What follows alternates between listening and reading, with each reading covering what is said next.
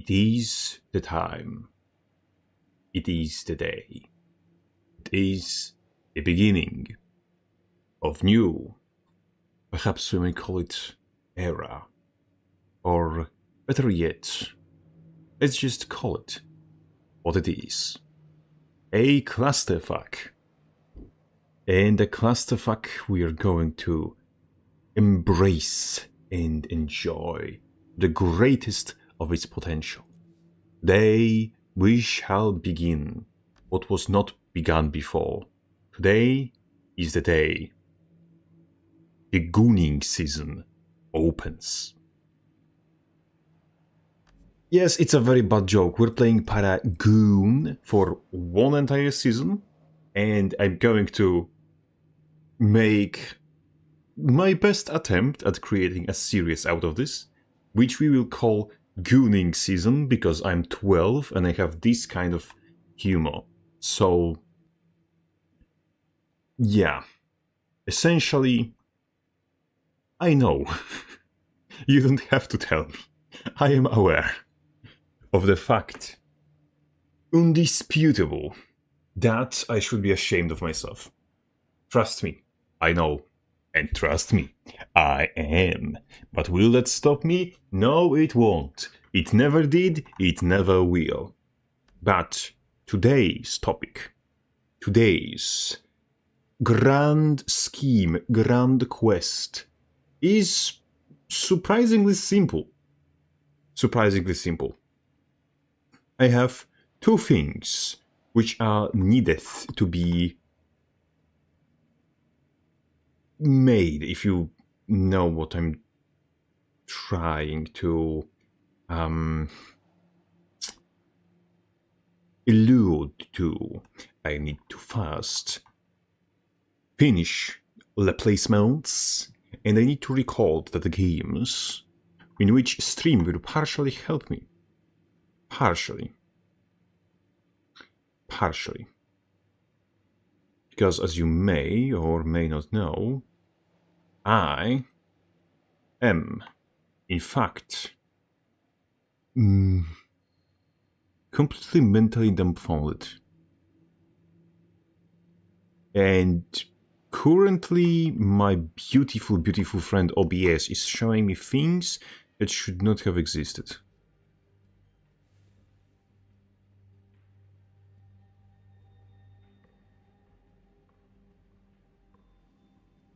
Therefore, as you may or may not know, I am terrified. But don't worry, we will find a way somehow to create our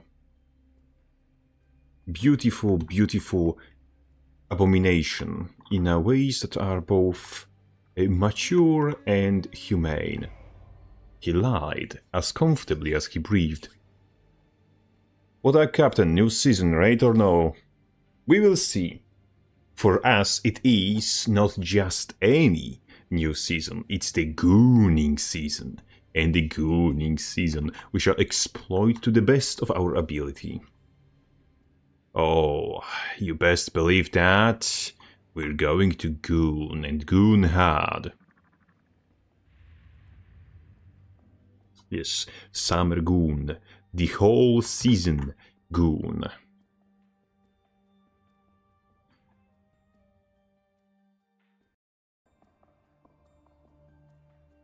Blammo! Oh, blammo indeed. Blammo is that one of those things which I just... Oh, I cannot deny. It is a thing. It is the thing. It is one of those things. I was thinking about running Never Surrender as second Sunbreak. Because previously we were running for Find Their Weakness and Boost Charge. I just want to try alternative options before we get into, you know, the big league, when we're going to have to goon extremely competitively. And Twitch side just got trolled with the Outbreak, because we love it, don't we?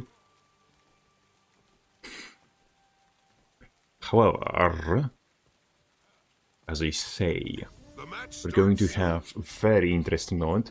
I kind of noticed a big resurgence in wheelbenders. It's just almost as if not Dragon Hunter, Luminary got almost completely replaced back by its predecessor. Which I cannot say that I'm disappointed to buy.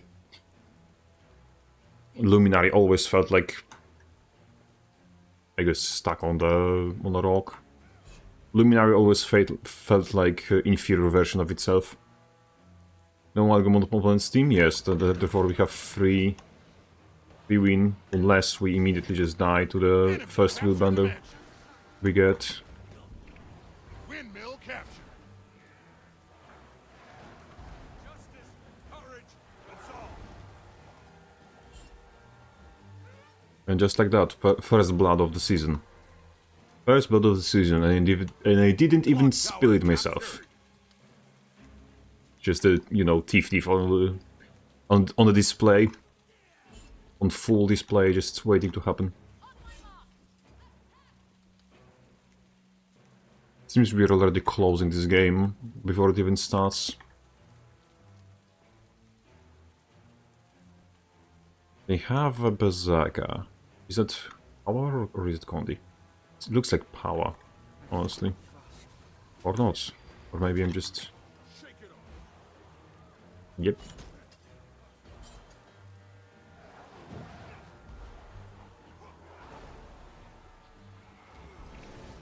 And Luminary comes for vengeance. Not Luminary. Wheelbender. Comes back.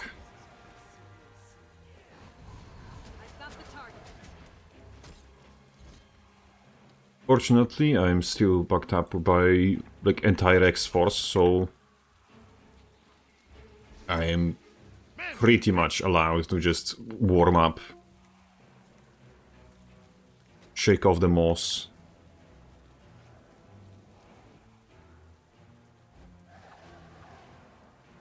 It was a nasty hit.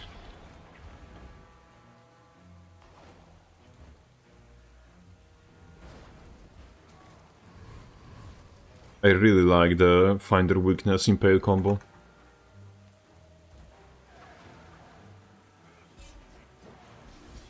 It heals for quite, let's call it,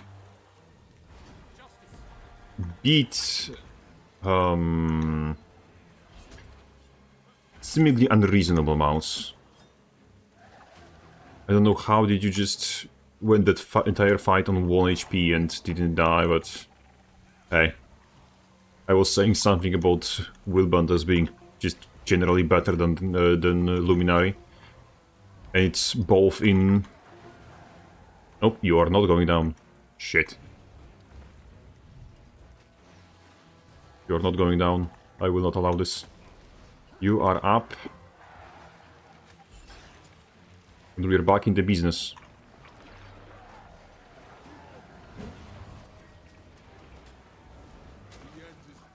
There's one thing I'm going to do. So I'm going to win this fight here. Shit. I spoke too soon. Far too soon.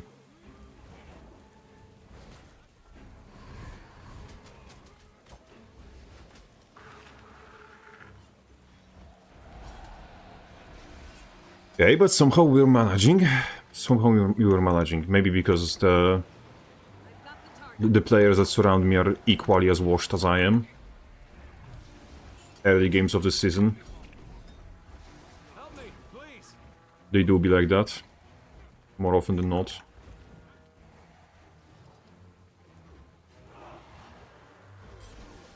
Uh-huh.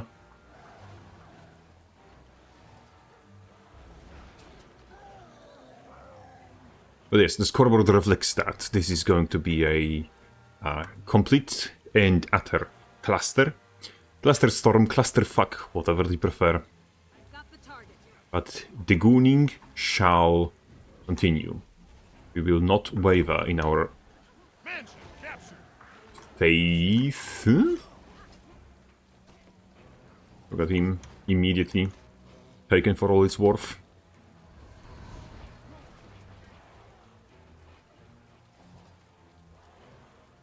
Spear is just...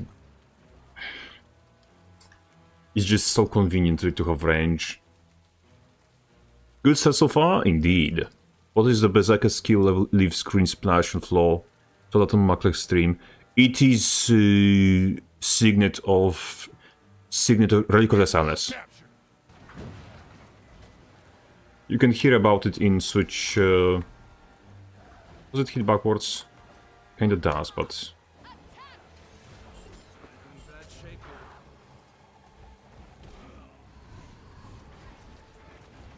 And who is your daddy now?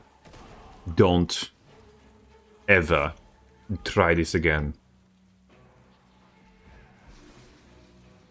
It's Relic of the Sunless, as I was saying. Relic of the Sunless. It activates when someone uses a elite skill, and it drops this paddle within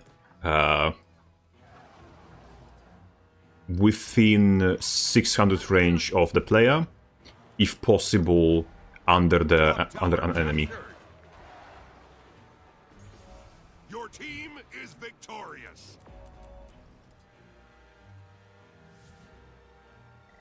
Oh, yeah, I should just pay all the diligences and finish this thing. I need to remember to have... I'm sorry, I need to check something. The sound may be doubled for a short second. Relic of the Sunless does not boost your damage. It itself does damage. It just, you know, obliterates somebody. It just does damage. Wahoo. Wahoo. Whole weekend. Well, we need to spend to gain, as they say. Astral rewards. We need some captains smashing some holograms. Maybe later. You know, there is this thing about smashing that you need to understand. The point of it is to enjoy the process, not to rush to the conclusion.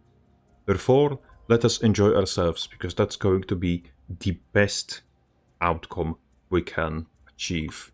Just, you know, love the bomb, enjoy the process, do not rush it. Because here we are, specifically for the process, for the gooning. And there's a lot of goonings yet ahead of us to do. We need to pace ourselves for the entire season. Therefore, we need to really, really focus on what we are doing and make sure that we have still bravado and power left until the end of the season. And we are here for the Paragoon quality content. Oh, indeed we are. Almost thought you were about to repeat the Warrior Slope Tech. Not today. We are not in the tech camp today. We are just, you know, just letting ourselves soak in the sauce, if you know what I mean. This is those are the placements. This is the first day, like first actual day of the season, first day of the Paragooning, and this is going to be where like the initial essence of the entire process, of the entire series, is going to take its original shape. And with its original shape, so does the original premise come to be. It is the not culminating, but origin point of all that is ahead of us. We're just going. This is the start, the point A, and we're getting to point B. But the path there, it's a marathon, it's a journey, it's a odyssey, if I might say so myself. It's going to be long, it's going to be troubled, and it's going to be difficult. And therefore, we have to pace ourselves.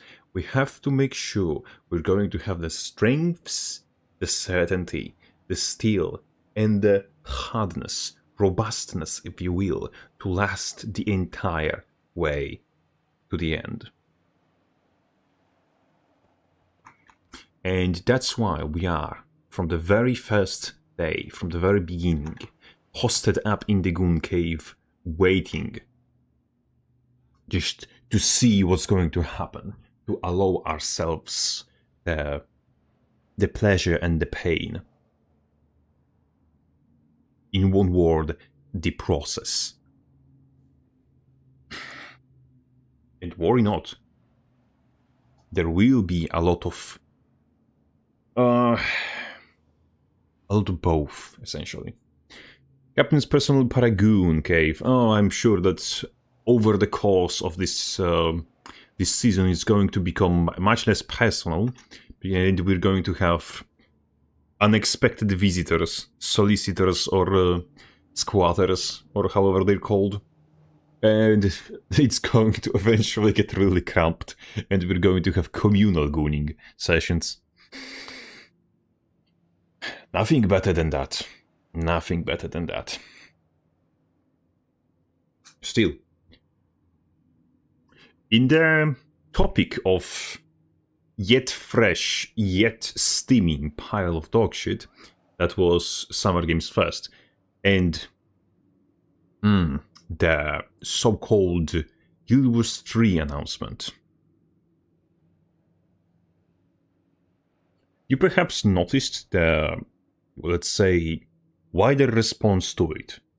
Like, even though the trailer that ArenaNet put out was the most default, the most basic, the worst trailer they have ever created, the name of Guild Wars 3, the name alone, has so much strength that it is just sounding echoes in the entire ecosystem. Like, we are getting out of the hood with this one, whether we like it or not. And yes, I have said words about trailer that Arena put out that should not be repeated in the elegant... yes. That should not be repeated in the fine spaces, but one thing's for certain.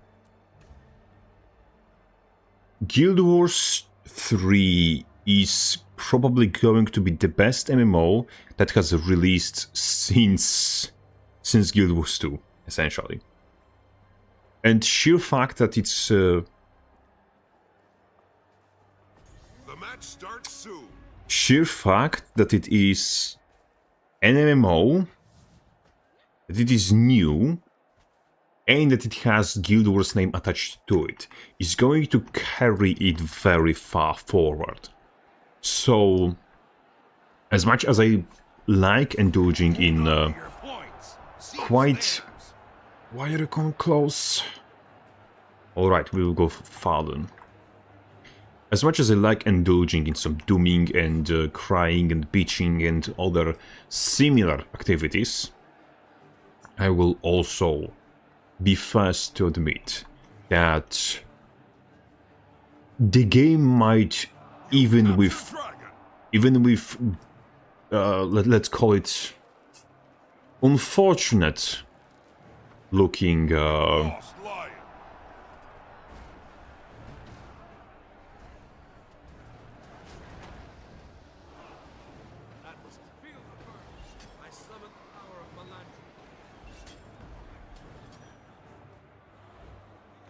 let's call it again, unfortunate looking stylization, and with more than one problem under the hood, it still might be extremely good game, like for the MMO standards. So yes, hopium and other fumes shall be applied very sparingly and with care. But we shall not forget that we have those things for a reason. And we have those things, and we have spent quite unreasonable amounts of time indulging in those copiums, hopiums, and other fluids. It is because we still are... Ah, fuck, I misclicked. I misclicked so terribly that I have accidentally committed something skilled by being unskilled. That's incredible. My hand slipped on the keyboard and it was misplaced in comparison to where I have my buttons usually. And so instead of dodging, pressed B, on which I have battle standard, because V, on which I have dodge, and B are close together, and I fucking battle standarded myself off of the ground, which is incredible and comedic that I did one of the most high skill things a warrior can do by missing a button. This incredible.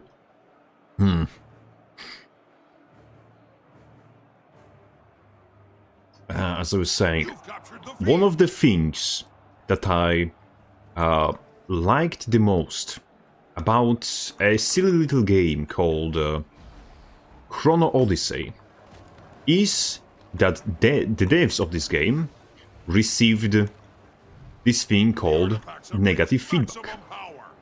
And what they decided to do is they decided to pivot, give players what they want, and the most beautiful thing, delayed the game and got to fixing the things that were inadequate.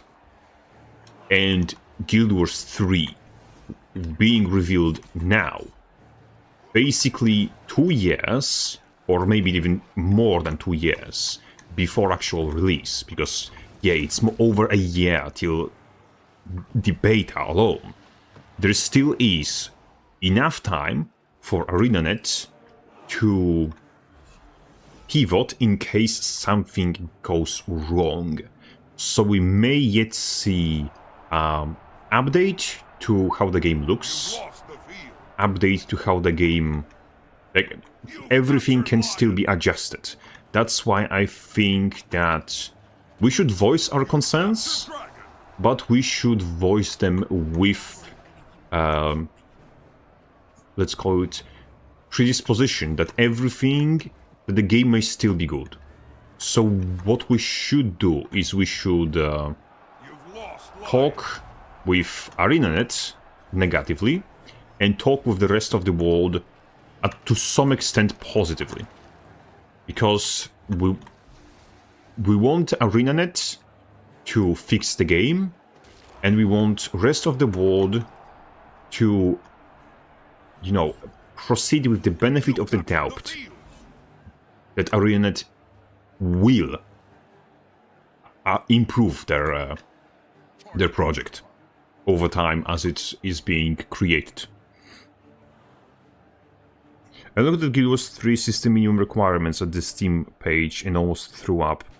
Yes, but consider this, the game is 2 years away. So, across 2 years, a lot of things may happen. They may significantly reduce those requirements. Because, you know, optimization patch after optimization patch may yet happen. So don't take those changes as the, you know, final non-pivoting thing that is final and that is not going to pivot. There is quite a decent possibility that they will change everything, and I just killed myself. I just died, okay. Because I was too busy talking. They will probably optimize it further, and with that, they will reduce the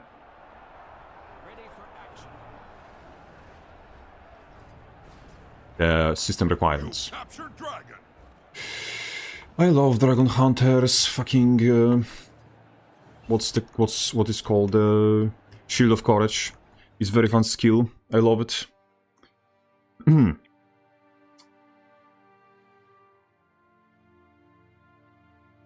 For what I've seen, Guild Wars 3 has shown and spoke of like Breath of the Wild, but without any fighting.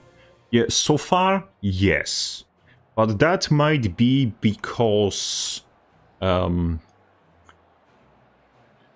know, let's put it this way. If they have systems like mechanically put in, but they are still in process of like putting animations in, so the animations look like still hella janky. They wouldn't want to show the hella janky animations on the big stage. So like, if they have combat that feels fluid, that, you know, plays well and is system-wise done good, but they're still using like, you know, colorful boxes for particle effects of the attacks, there is a reason why they wouldn't show that. It will do well, but that does not necessarily mean it have a stable player base. Yes and no. Because those two games, like Guild Wars 2 and Guild Wars 3, as you perhaps noticed from, first of all, what was told about in the ArenaNet thingy, they will have cross-pollination due to, what's his name? Hall of Monuments. So because of Guild Wars 3, more people will try out Guild Wars 2, trying to get Hall of Monuments rewards for Guild Wars 3. And there is a chance that number of people will go play Guild Wars 3, go play Guild Wars 2, and stay in Guild Wars 2. That is also a possibility. And Guild Wars 3 is enormous, like, marketing ploy, honestly. I'm pretty sure that more people will check out Guild Wars 2 because of Guild Wars 3 than will check out Guild Wars 2 because of Guild Wars 2 in following time. If you know what I mean. Because the name of Guild Wars 2 doesn't really matter to people because it's something that's old. Name of Guild Wars 3, however, it's something new, something that just arrives. And that's something which just arrives is going to make waves, essentially. Because it's new. RTX 2060, old Ryzen 5 and 15 gigs, 16 gigs of RAM. I assume DDR4. It's not too bad. Yes, for now, it's already not Chernobyl level nuclear disaster. And as I'm saying, it's most likely that they will optimize the game further. Therefore, those specs will go even lower.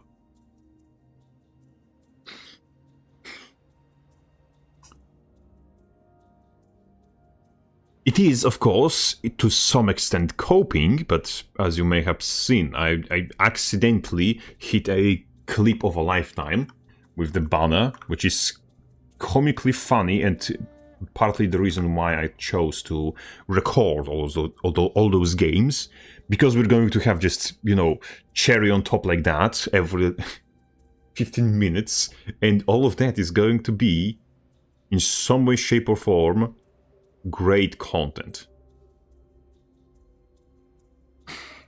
Did they confirm it's UE5 or are they still using an in-house engine? We know it's UE5 like since 2021.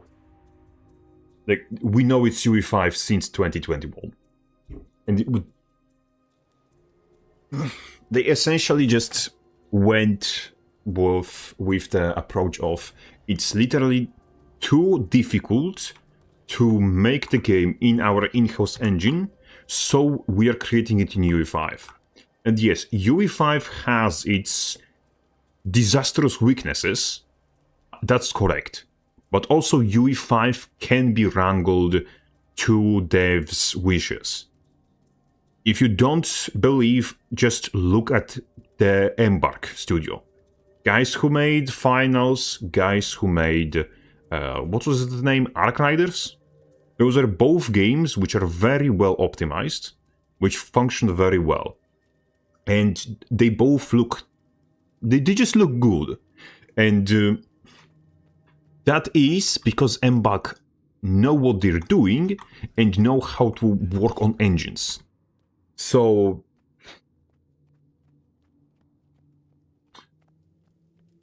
the Embark just proves that UE5 can be worked with.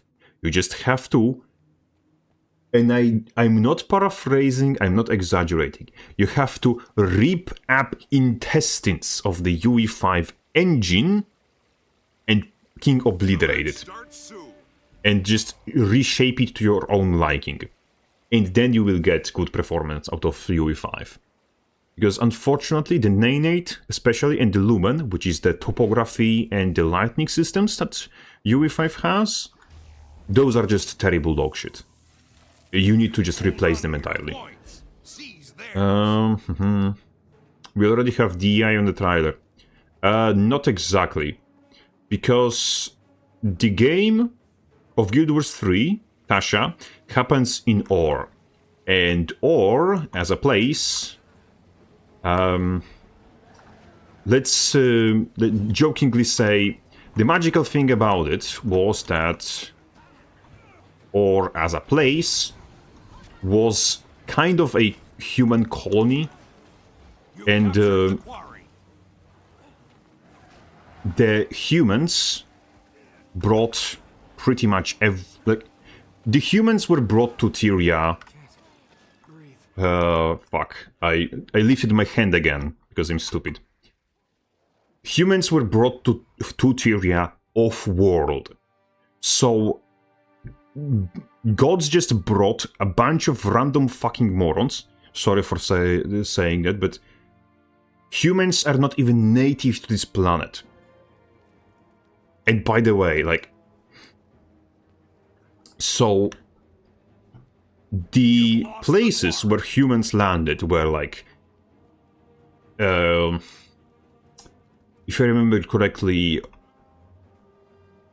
east, like east from Ascalon, where like humans we know from Ascalon landed.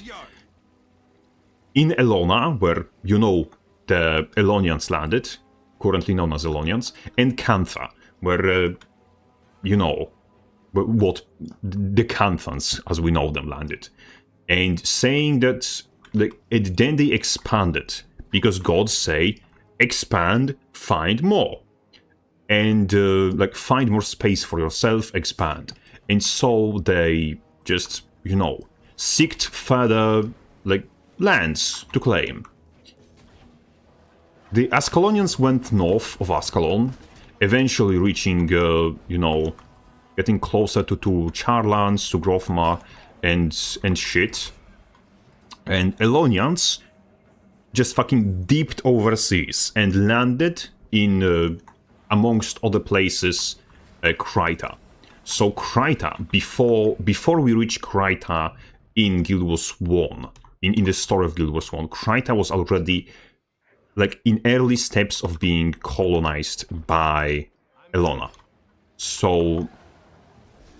Yes, it is funny that in Guild Wars 2, like in Guild Wars in general, the black people are colonizers.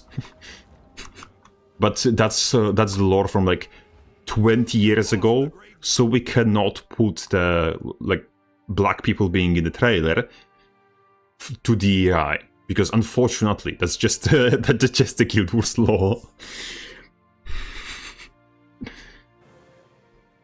At the time, the setting in humans were peak or of this xenophobic supremacy, they wouldn't tolerate all the races we see in the trailer. As soon as the outbreak finishes, Tasha, I think I'm going to have a funny thing to say about it. Something racist, but also true and funny.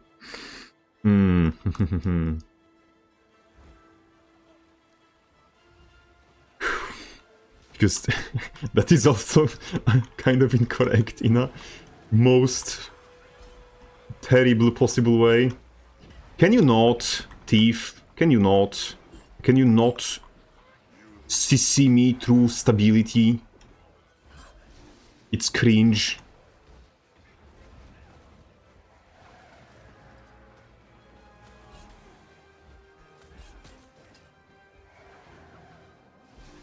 And of course he runs away on 3% health. Waterfall is yours. The thieving count. And of course he jumps back. This is the most fun fight against Thief I had this season. Because it's the only one I had this season. But yeah, so do you mean... No, I'm not saying that. Your base is under attack. I'm saying that in Guild Wars lore, humans are aliens. And Your base is under attack. it's goofy to put, you know, the entire lore of Guild Wars into the... what's his name? Into... hallmark of thing that strictly does not work as a thing. Because, you know, it's... those aliens arrived and immediately started displacing the domestic races via force. Exactly. It's probably... what's his name? It is funny, but also consider this. Consider this. Consider the following. At the height of, you know, white supremacy in America, Americans were very keen on having ethnic minorities around. They were just very not nice to those minorities. So there is... what's his name? Waterfall is yours. There is quite... ArenaNet has an option to do something extremely funny with races like Char, for example.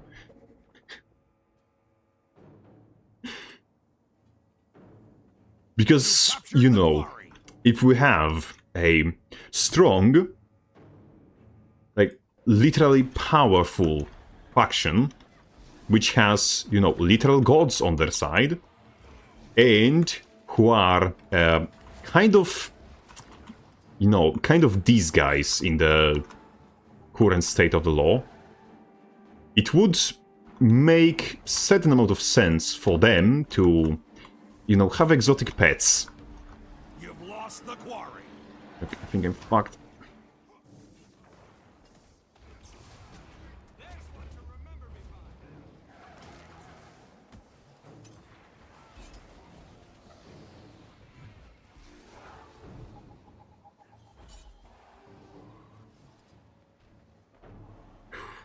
Okay, never mind, I'm somehow survived. Or in particular was like Terra for Warhammer Empire. Yes, but the difference is that we have a shit ton of lore on Horus Heresy, while we have pretty much no actual concrete lore on early Awe. So there is no like actual way of just us saying like anything concrete about this era, because there's just nothing about it. The only thing we actually know is that Abaddon did Fakiwaki, and that the Fakiwaki in question got had consequences. And with those consequences, we still deal with them until today. Your lord is under attack. You lost the waterfall. Okay, we got them. So, yeah, ArenaNet pretty much does not need to, what's his name, retcon any lore for Guild Wars 3, because that lore strictly just does not exist. lost the quarry.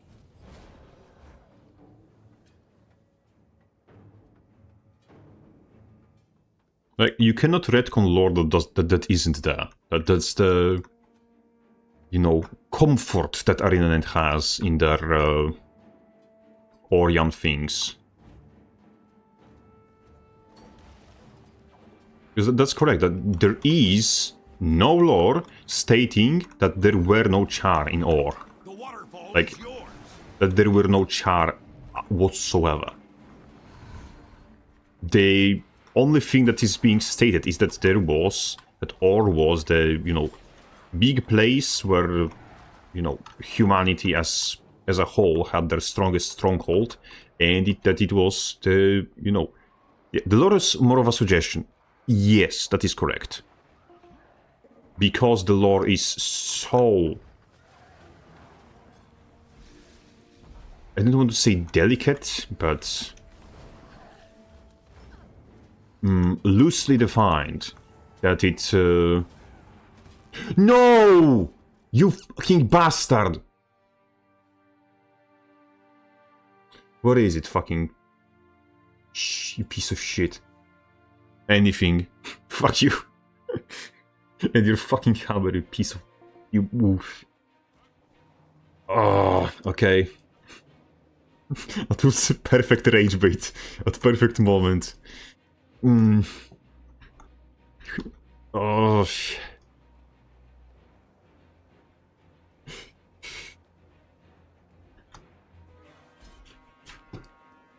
I felt like Batman watching my parents die, except it wasn't sad, it was just fucking frustrating. The rage report is real? Yes. We are on the fucking villain arc. The berserker is still within me. The lore is power Joko, everything else does not matter. Okay.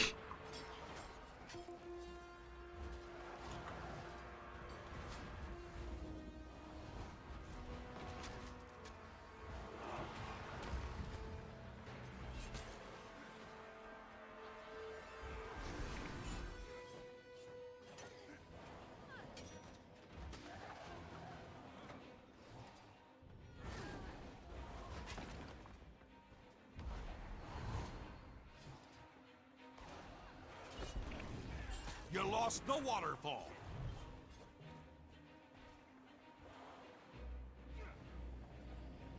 Wait, we're winning.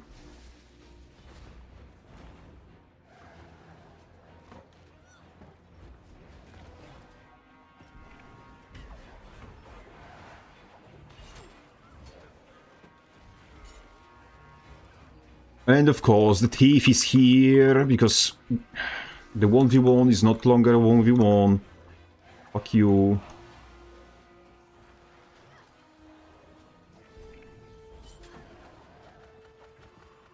King Thief.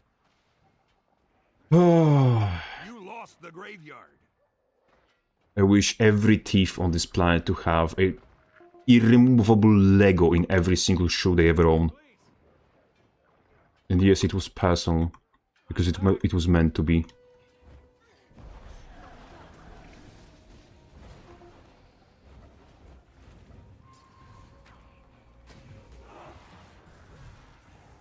Come on. Lost the quarry. Just kill somebody, just kill anyone, please, please, please, team, please, please, kill anything, kill anything. Yes, thank you. Your team is victorious. Ooh. I would say Orions could use captured chars as slaves, but Politica view as it, and as they will definitely want. I'm also wondering why Orions had so many gorillas. Yeah, but Guild Wars as a franchise, when it comes to political correctness, is already, let me use the term, too far gone. Like, let me put it this way, if you were, like, in a franchise that, if you were playing a game, in which game you had a borderline retarded monkey people who were previously enslaved by superior race, and in the 200 years from getting back their freedom and getting away from their oppressors, managed to move from tribal complete idiots into still complete tribal idiots. Meanwhile, the oppressor race went from tribal idiots to fucking industrial era, into industrial society. Like, what the hell would you think about the company that made this? And that's ArenaNet. And the tribal idiot race which I'm speaking about are Groll. Groll have, like, they are literal monkey people. Literal, in the most literal sense. Groll are essentially just, you know, they were enslaved by Char and used by Char to, like, pull chariots and shit. And they haven't progressed societally, technologically, or culturally at all in the 200 years which Char required to get into industrial society. And also, they are still comically dumb. You know where there's the ooh point in the Timberline Falls? Was it Timberline Falls? Or was it Lorner's Pass? I think it's Timberline Falls. But, yeah. A singular bloody Asura with 2 lasers up the fucking mountain can trick entire tribe of Groll to doing his bidding. And also, in Fireheart Rise, there is a event in which we help a, what's his name? Pact operative, essentially, whatever. To trick the Growl into doing our bidding by setting up a fire at the top of the mountain and yelling down at the Groll. And that's enough to make them worship him. Because the Growls are just this fucking dumb. Like, I have never seen anything more problematic in the video game than this. So you're saying that the Codons are the farm gods? God, yeah. That's Lorner's Pass, and to be fair, I'd also listen to a giant stone head if it talked. Yes, but I don't know if you realize, they're literally just outside the door to the cave in which the Asura sits in.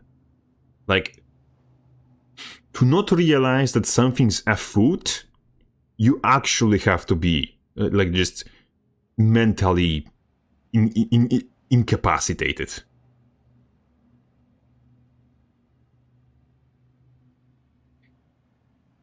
Honestly, Catgirls with Charles was a missed opportunity. No, what's his name? ArenaNet has specifically stated in their lore that races, in quotations, of Tyria cannot produce offspring together. Because, as the fascist company that ArenaNet is, the whole concept of race mixing to them is foreign, alien, and must be kept out of their product. Yes, it is a joke that I'm willing to make. Tyria was promised to humans 3,000 years ago, maybe even longer. Who knows when the gods arrived with humanity? If it was 3,000 years, if it was earlier. It had to be a long time before Exodus. Because before Exodus, we managed to put Doom in a box and replace him with Grenth, and then some time passed, and still there was thing. I think Quagans are the only race more damned than Groll. Quagans are like pandas in that only was stopping them from going extinct. Yeah, I don't know. I haven't paid attention to, like, let's say my racism meter is not high enough to start comparing intelligence of Quagans and Groll. But remember that Skrit are also in this race. Like, we can say that we don't have a rat in this race. It's a lie. Skrit exists. And a singular Skrit, yes, Skrits get more intelligent when they're clumped together and share the hive mind, but a singular screed might be the dumbest thing in Etheria. Even if we include inanimate objects into that competition. Because I'm pretty sure I know shoes that are smarter than some of the screed. But yes, still, I'm not too preoccupied with my own inferiority. Yes, superiority complex to start measuring the intelligence of rats against other creatures. You never see a single dragon corrupted screed in the game, considering this screed might be the most powerful race of any of them. Yes, but you also don't generally see a dragon corrupted... I mean... Never mind, I'm wrong. I wanted to say that you don't see the dragon corrupted rocks, but you do actually. The dragon corruption actually grows through entire soil.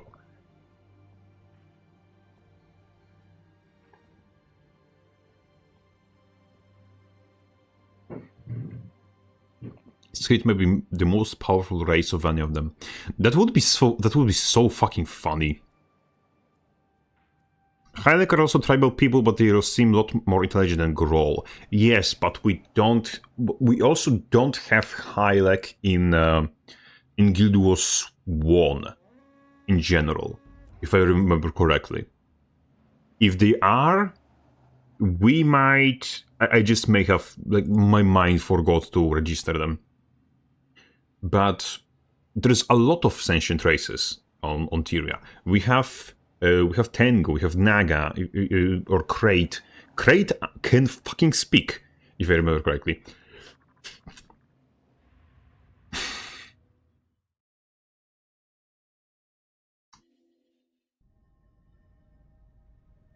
So there is surprisingly like a lot of races in Guild Wars 2 that are like portrayed as inferior to the big five. Forgotten I think are natives of Tyria, and what's funniest is, you know why they're Forgotten? They're called Forgotten, if I remember correctly, because they were purged, because they were serving Abaddon. So when Abaddon got displaced and knowledge of him was gradually removed, that also included the removal of Forgotten, because they were his servant. If I remember correctly, Forgotten, like, he had like entire fleet that was specifically referred to as Forgotten Fleet. And we're both Spear Boys. Oh wait, yeah, I forgot that how this skill connects. I mean, it's not another thief. I will not be happy if that's another thief. No, that's the Dragon Hunter. Not much better, but aren't Forgotten on similar level as Mursat or Seers? I don't know. Like, the problem with Forgotten is that we don't have examples of them. We have examples of Seers in, like, Sidoni, Isgaren, and Seers in general. We have examples of Mursat. In base, like, in Guild Wars 1, quite a lot of examples of Mursat. But, in general, there's not that much about Forgotten. But it would be, like, baller just... if we had Forgotten as playable race in Guild Wars 3. That would be extremely great. Because they were native, if I know correctly, they were native to Tyria. They were fighting dragons in the first dragon cycle, and...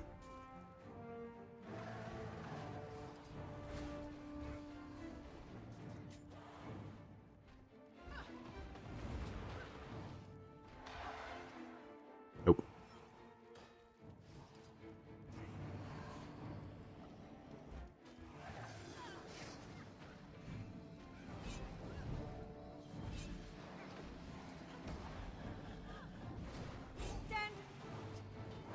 I'm cooked. I'm cooked. That's 2v1 and...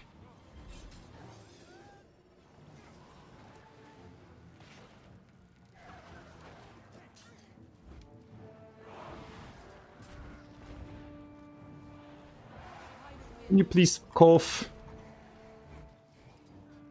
Maybe I'm not cooked, maybe I'm not cooked, maybe I'm not cooked. Not cooked.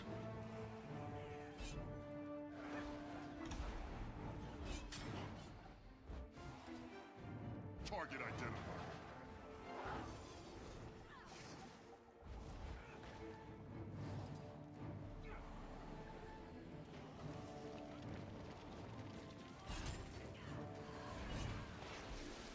Okay. Oh, the shit that this not CC him.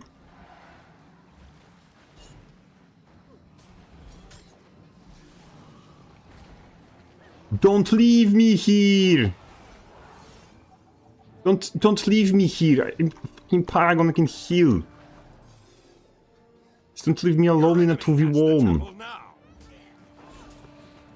Shit.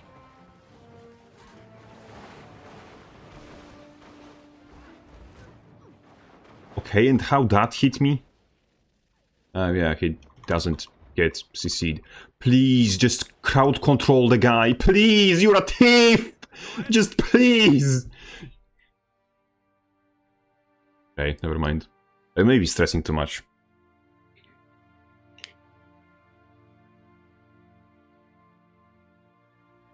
Abaddon was base, the only god that actually gave people something. Yeah, he gave people something, and they started World War III about it. It's like... It is kind of, you know, a dick move on the rest of the gods to, you know, do what they did, but also, like... They did it because humans were, like, essentially, you know,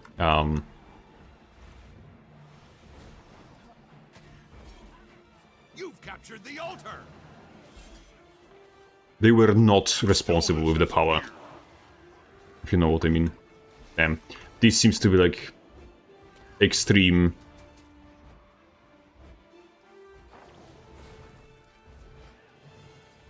We are going to lose this and we can do nothing about it kind of a game. How are you tankier than the warrior?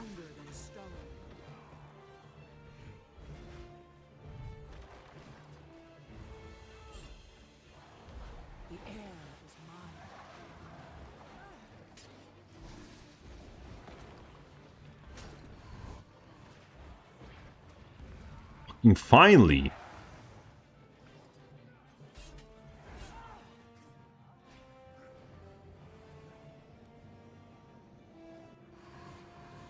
Your enemy sees the altar. Yeah, that's just great.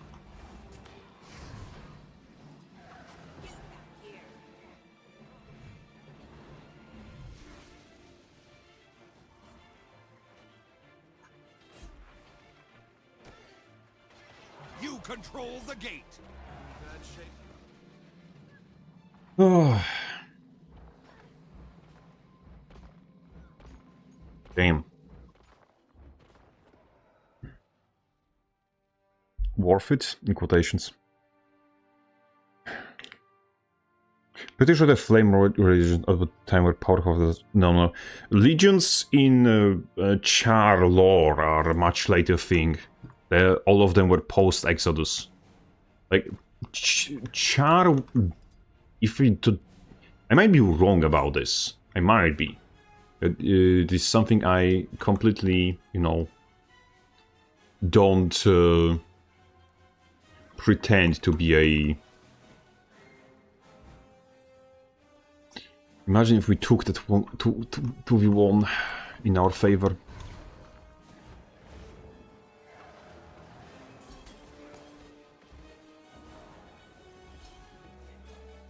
Imagine if we took the 2v1 in our favor.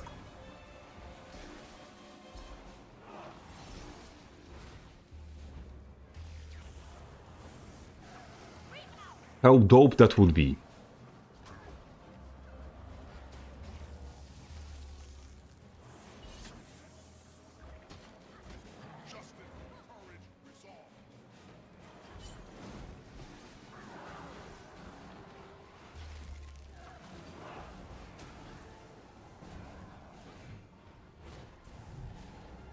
Stay in place, stay in place!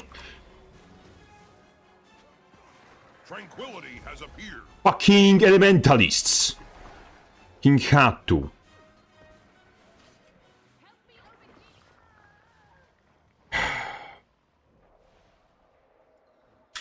Just pay attention to the game. You. Damn it. Like, every time somebody scuffs my, what's his name, my battle standard, it feels personal. Whether they try or not, it feels personal. That is the probably biggest weakness of battle standard as a skill. It just always feels super personal. Now he's off.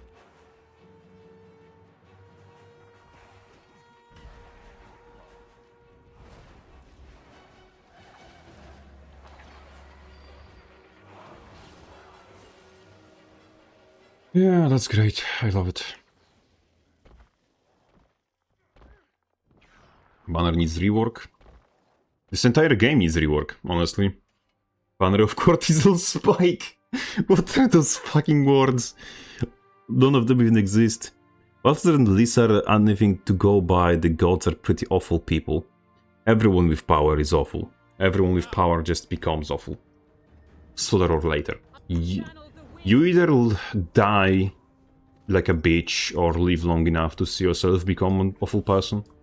This may be an unpopular opinion. Balthazar was a cool guy and didn't do anything wrong.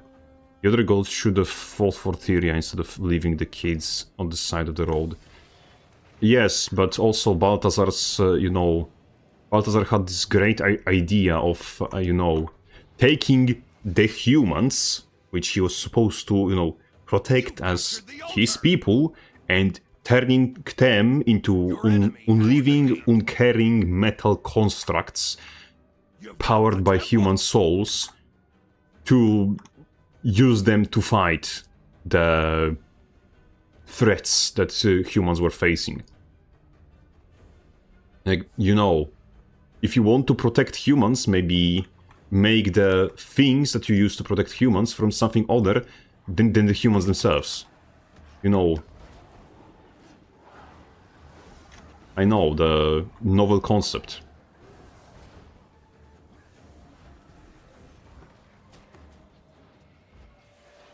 But if you kill everyone you're supposed to protect, the fact that you remove the threat to them doesn't really help, because they're dead anyway. Stillness has appeared.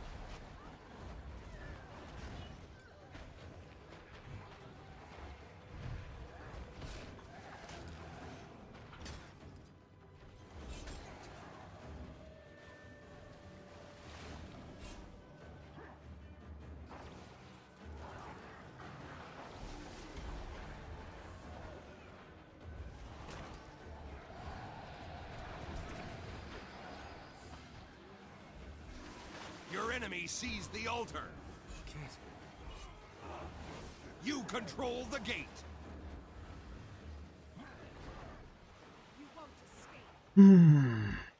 I really miss staff block. I really miss block in general.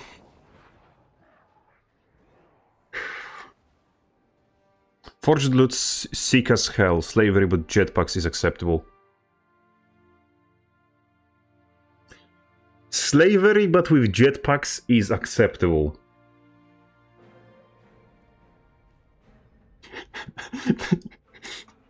ArenaNet, this is your target audience.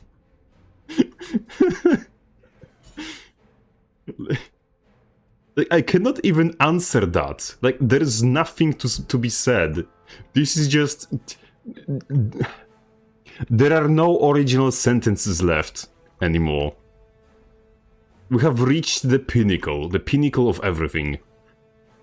The Forged had a lot of feelings, all of them rage, especially that bastard war beast chain stunning people to death at the final Path of Fire. Yep. Correct. It's like XCOM with the aliens.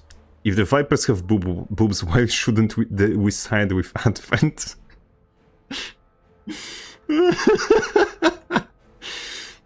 Yeah, what's his name? You captured the altar. Sorry, you were proving in real time why democracy fails. Hmm.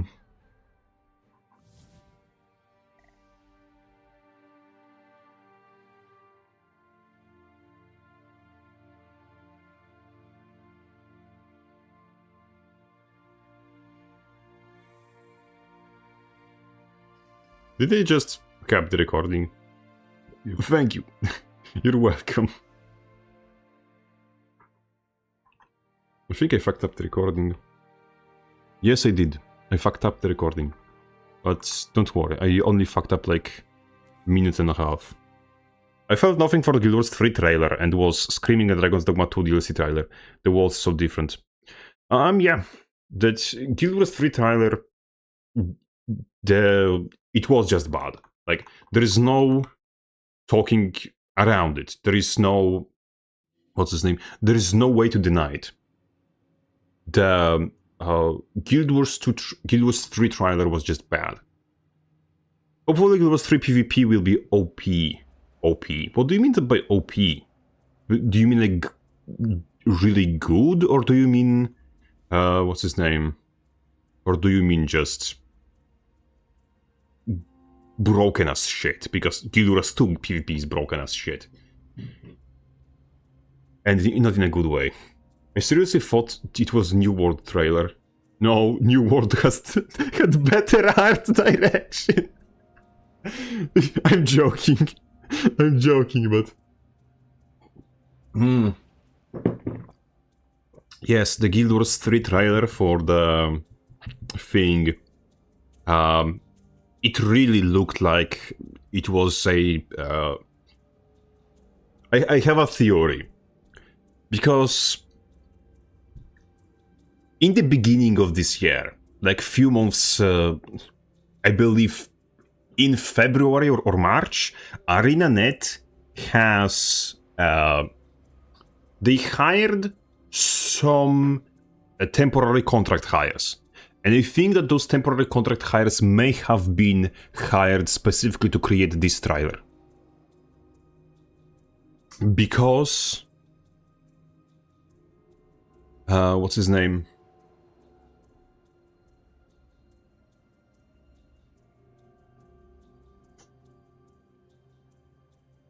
If we had temporary contract hires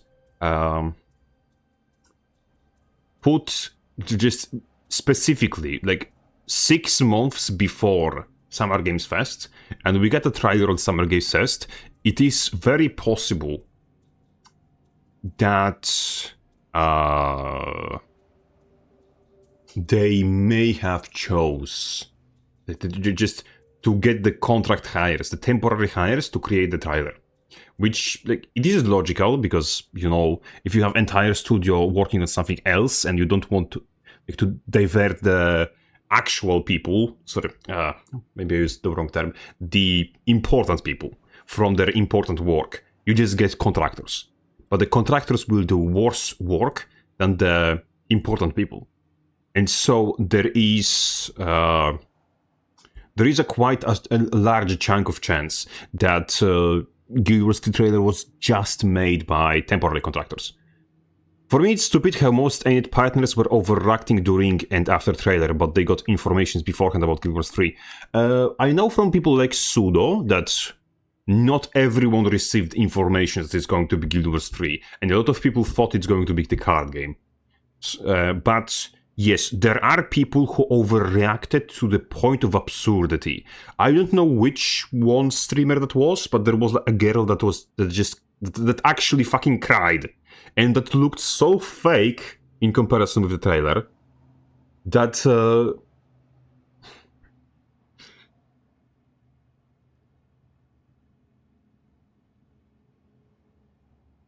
like, you know.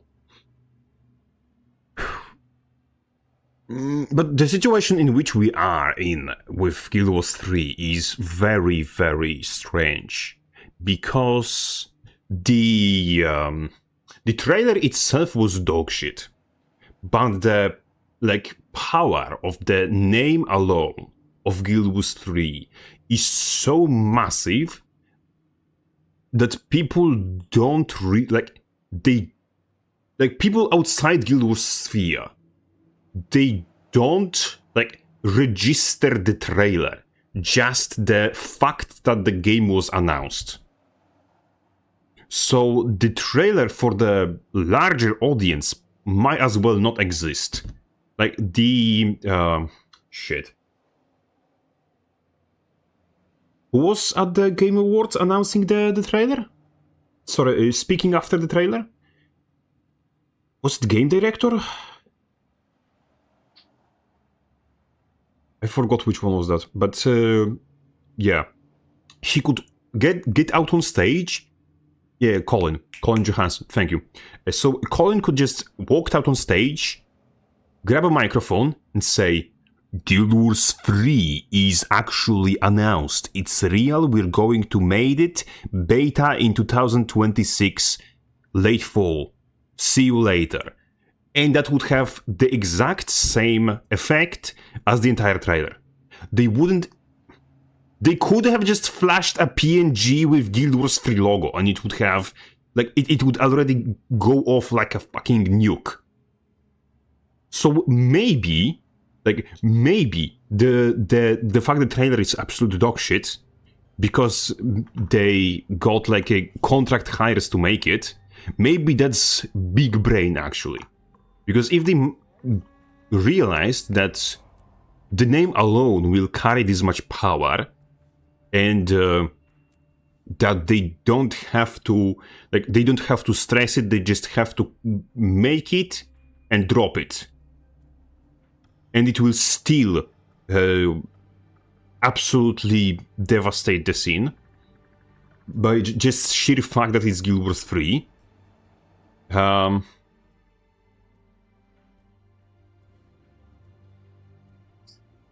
Maybe they just probably saved money, honestly.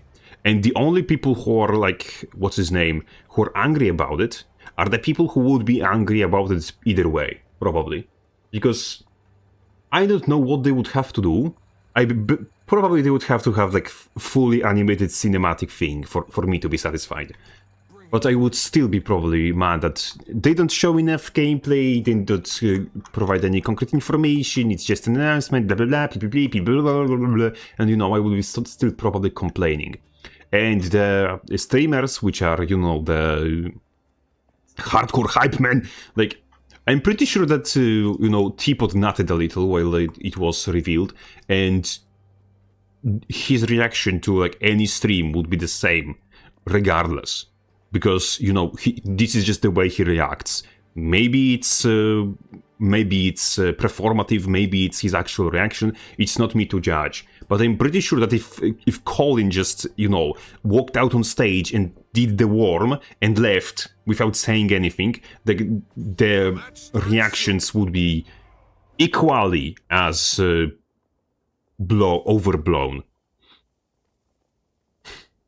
But yeah, the unfortunate fact is that Guild Wars 2 content creators, a lot of them have this air of being extremely positive with the game regardless of what's happening. So some people are not very much, what's his name? Not happy with what they're seeing. Let me put it this way. Screen.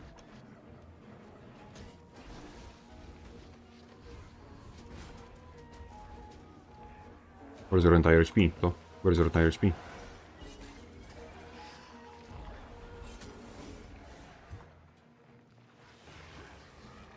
The waterfall is yours.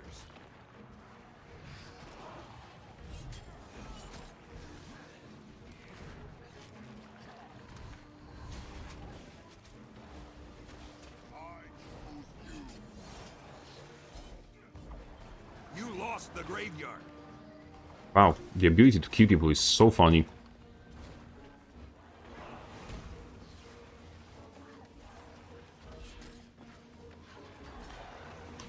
Oh yeah, we're king 2v1 again, because why not? Because me...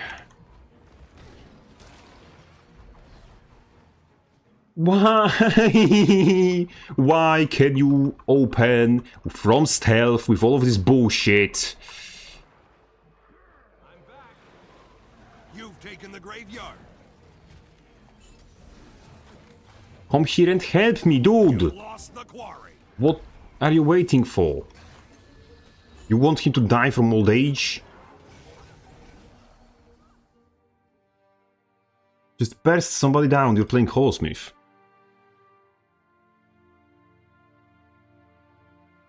I really don't like when I'm having a close 2v1 where I'm winning and you have...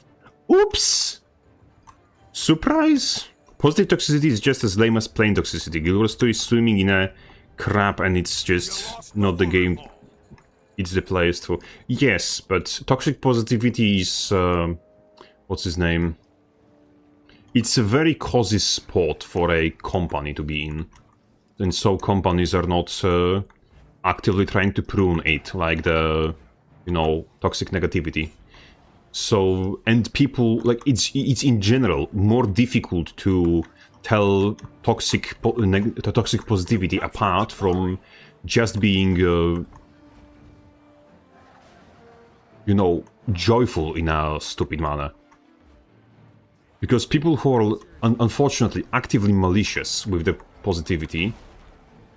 Come on, that didn't even King revived. Just please, ArenaNet! King fix banner!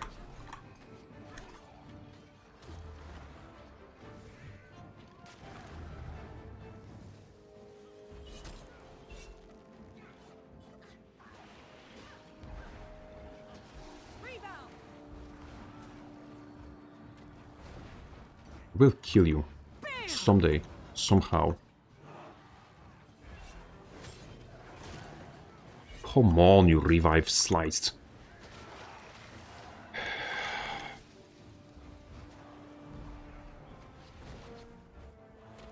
Come here. Come on, stop. You lost the graveyard. The spam annoys. After what happened to Rose MMO, I've been playing other games instead of Guild Wars 2 like Path of Exile. Understandable. That's a mechanic, not a bug. I know. I know. But, you know, just because something is intended doesn't mean it's good. Holocaust was definitely intended and it wasn't good. You lost the water. So, once again, just because something is intended does not mean we should accept it. And I know that is a exaggerated comparison, but it sets the point across.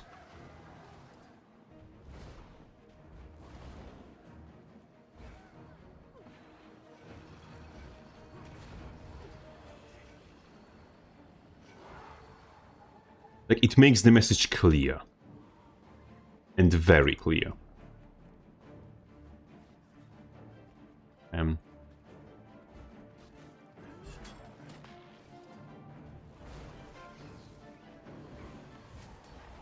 Just stay.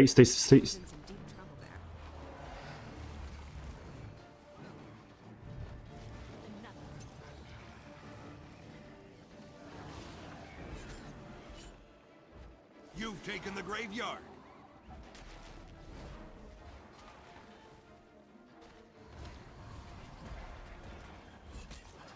Come here. Just perish. The waterfall is yours. yours. Why? Fucking pet.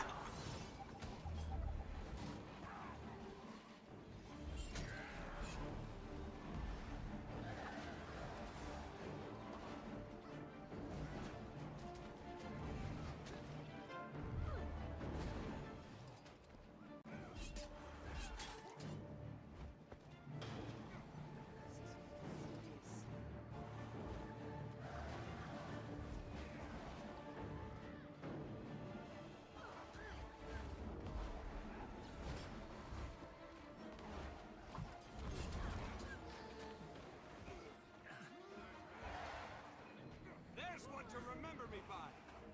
Another.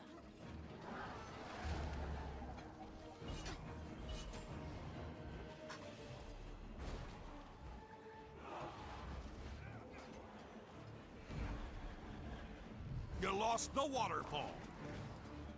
Okay, we have to take sides because nobody from us is taking sides and they're just having the sides and they're just getting the thing. I don't even... Should be no way to counter instant revives. There are no instant revives in the game. Like, there are physically no instant revives in the game. Everything that is a revive in the game has a cast time.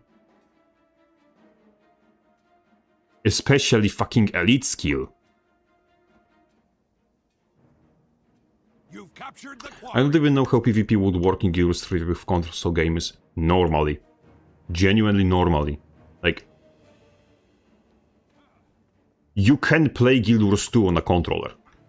2 seconds cast and you can do it through walls and floors. Yeah, you may want to have a talk with every shadow step in the game You've taken the graveyard. and 90% of all other mechanics in the game. Because you know that you can stomp while completely invulnerable. You know that you can revive while completely invulnerable. You know that you can do a lot of things in this game completely invulnerable that are completely unstoppable because you can have invulnerability while casting them. Like, what game are we talking about that has counterplay? Because it's not Guild Wars 2.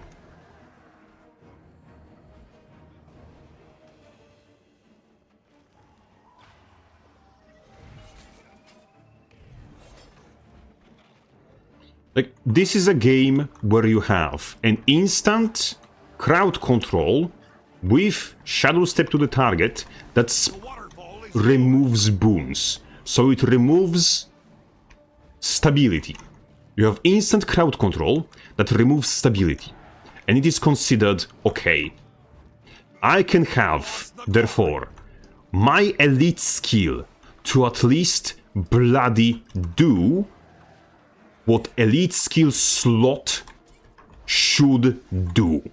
And that is its bloody job. Thank you for coming to my TED Talk. I will not be elaborating because there's no need.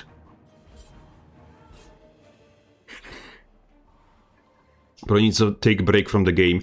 I just returned to the game. I wasn't playing Guild Wars for, I don't know, half a week.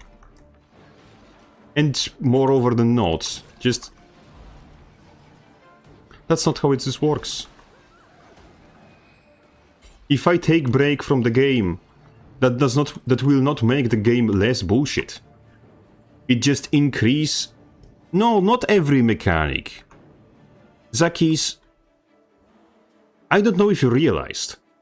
I am not mad at dodge. I am not mad at stability. I'm not mad at breaching strike. I'm not mad at, Guardian coming at me with ages. I'm just mad at very specific things, which are objectively bullshit. Like the fact that an elite skill is completely countered by a common condition. You've taken the graveyard. I understand that you may not care about Guild Wars 2's PvP. That is a reasonable thing to have. But I do, and because I do, that makes me, passionate. Passionate about things. And with passion comes emotions. and not every emotion is positive one. So just, you know, when you see somebody screaming into the void because they have the passion, and with passion they have emotions, and with the emotions they have, you know, a lot of pent-up anger and contempt. Just let them scream. I care, I just don't cry about it. If you don't cry about something, then you don't care about it. Like, if you would lose your dog, or your dog got hurt, you would cry about it. If your hamster died, you would cry about it. If your hamster got, I don't know, its tiny little paw broken or hurting or anything, you would just take the hamster and go to the vet and cry to the vet. More than one way to show passion? Yes. But, you know, at current moment, the passion goes out through anger. But you will see that soon, trademark, in the future, ArenaNet will do something good, and I will make an entire video praising them. Then passion will go out through praise, but we have to get to that moment. The life is a sinusoid of good, bad, good, bad, good, bad, and we are currently in the bad hole. But soon we will climb onto good hill, and then the joy, the happiness, the praise will come out, the glazing, if you will. We just have to be patient and wait for that moment. What is the meme about not being able to have a strong feelings about things you like? PvP fans have been waiting for fixes and changes for years. It's natural to be frustrated. Well, it is. But Sari? I'm very bad with pronunciation, sorry. Not everyone needs to be, you know, not everyone needs to born understanding how other people function. We normally should learn how other people express themselves, how they work, how they function, how they feel, by getting familiar with those people. Internet is in both ways good and bad. It's good because it allows us to get to know people that we otherwise wouldn't be able to even contact. But on the other hand, it makes a lot of people, it allows a lot of people who are unfamiliar with each other to talk. And people who are unfamiliar with each other are going to make assumptions around, about other people, which are just wrong. And, people, I know that I complain a lot. And most of my viewers also understand that I, in fact, complain a lot. But this is a part of me as a person. This is something that I just do. It's not because I hate something, it's just because I have, complaining in my blood, essentially. And so, people who don't know me and don't know the way I function as a person, they will make a wrong assumption that if I'm complaining about something, that means that I despise that thing. It is a wrong conclusion, it is a wrong assumption, but I don't blame people for assuming that. Because without prior knowledge of me as a person, they just don't have necessary background to recognize that my complaints, that my way of thinking, way of behaving is not merely negatively charged. But it is, it is a multitude of facets which are combined and boiling together because I am a complicated person. I mean, you are named Captain Crabface for a reason. I am. I use insults in describing myself for a reason. Partly because it's a Eastern European slang, and secondly, like, you know, the torment is our way of life. Like, we survived communism because the pain inside us was stronger than the pain outside. But, you know, the people don't have to understand that, like, the people who come here, they don't have to get, they will not always get the entire picture immediately. They will need time. With time comes understanding. But before, they need time. And so, knowing that, I will, like, rather have a short conversation with someone who comes in and leaves, because, well, I'm here to talk to people, essentially, even if they don't want to, or just don't have to understand me.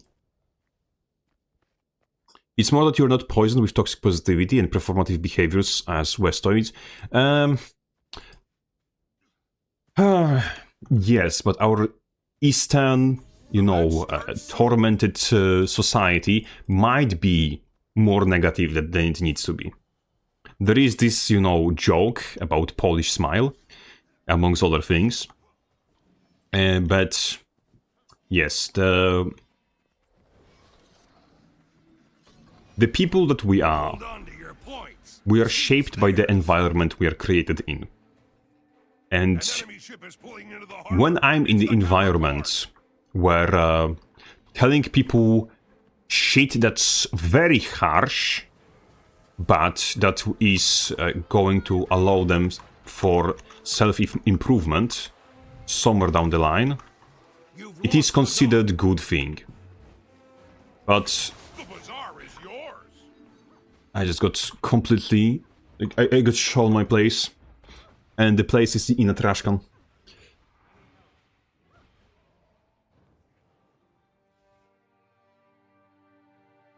But yeah, nobody was targeting the berserker, so we kind of... I was trying to, like, get on him, and I just got immediately focused. Good play on the enemy team. Negativity is better survival-wise. Not exactly. Not exactly. Diagnosing issues is better survival-wise. Negativity for the sake of negativity is just as bad as positivity for the sake of positivity. It's just, you know, just plain wrong. And ultimately it doesn't get you anywhere.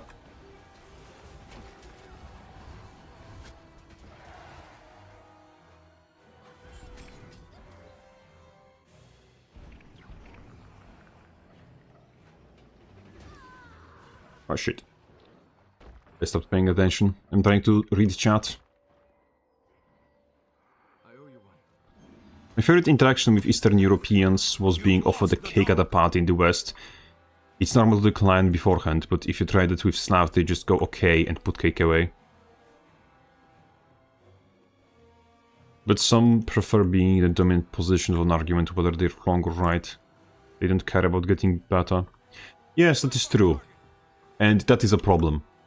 But, you know, if there is no problem and you still complain, then you got the negativity issue.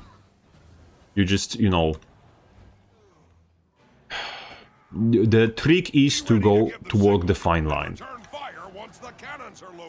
And, you know, the fine line, as the name suggests, is a fine line. And walking the line is often just difficult. If you hear a noise and assume it's a lion, you can escape danger or just waste energy, but if you assume it's nothing, you can gain nothing or die if it is a lion. Yes, but, you know, if you hear a sound, consider the possibility of it being a lion. Check. Realize that it is, in fact, not a lion, and still run in the opposite fucking direction, as if it were a lion. Then, then you have a problem. Because, you know, if there's I'm fucking...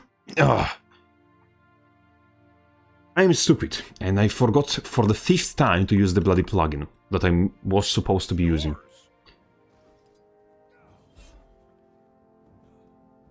I learned as a little girl you have to have toxic positive with women, or they will end up banging together to spite you. It's unfortunately true 80% of the time. Yep. It kind of is. Unless you're, what's his name? Unless you are talking about the, you know, the magical 20% which are functionally sane. You've lost the dock.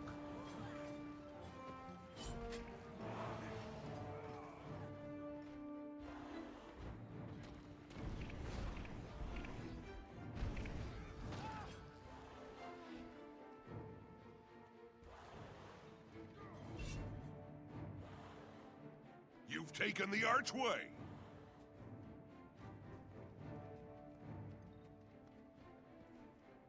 Can we fight for this? I think no. There are multiple hostiles. There's thief somewhere. I just feel it. The bazaar is yours.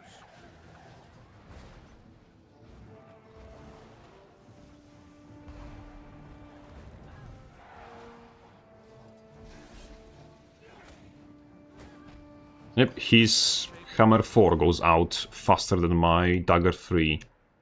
Somehow? Okay. That I just blew. Your enemy took the archway. I just wasn't paying attention.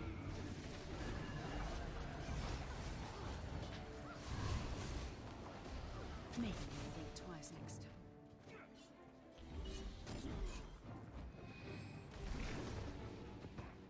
Can somebody please not port on me immediately? Like, is there a single person in the enemy team that is not going to open on me from stealth? Or from porting on me? Please? Can I meet this person? Palawa Joko could have fixed all of this? Yes, Palawa Joko could have fixed all of this. But you know, the toxic positivity, it's sometimes cultural. Because I don't know if it is Korean or if it's Korean specific or Japan specific, or I think it's very much in the, you know, far Asian countries where it is so culturally wrong to, you know, contradict your superior in anything, that there is a position of loud American, in quotations, in some companies where they just hire a foreigner to tell the boss if boss is doing something stupid. Because no one who is brought up in the Asian household will have gonads to, you know, tell that to their superior. So the sheer fact that there exists that concept is just saying that yes, toxic positivity can be a problem. And if you... like, let me give you the worst possible example. Let's say we have a... you know, airlines. And someone... you have like very elderly pilot. And you start noticing that his health is slowly getting worse and worse, and you realize that eventually he will not be able to fly a plane. What do you do? Like, how do you approach this situation when it's culturally very bad to, you know... How'd that be? Excruciating? They've taken the bazaar from you. to say that someone may be incapable of doing their job.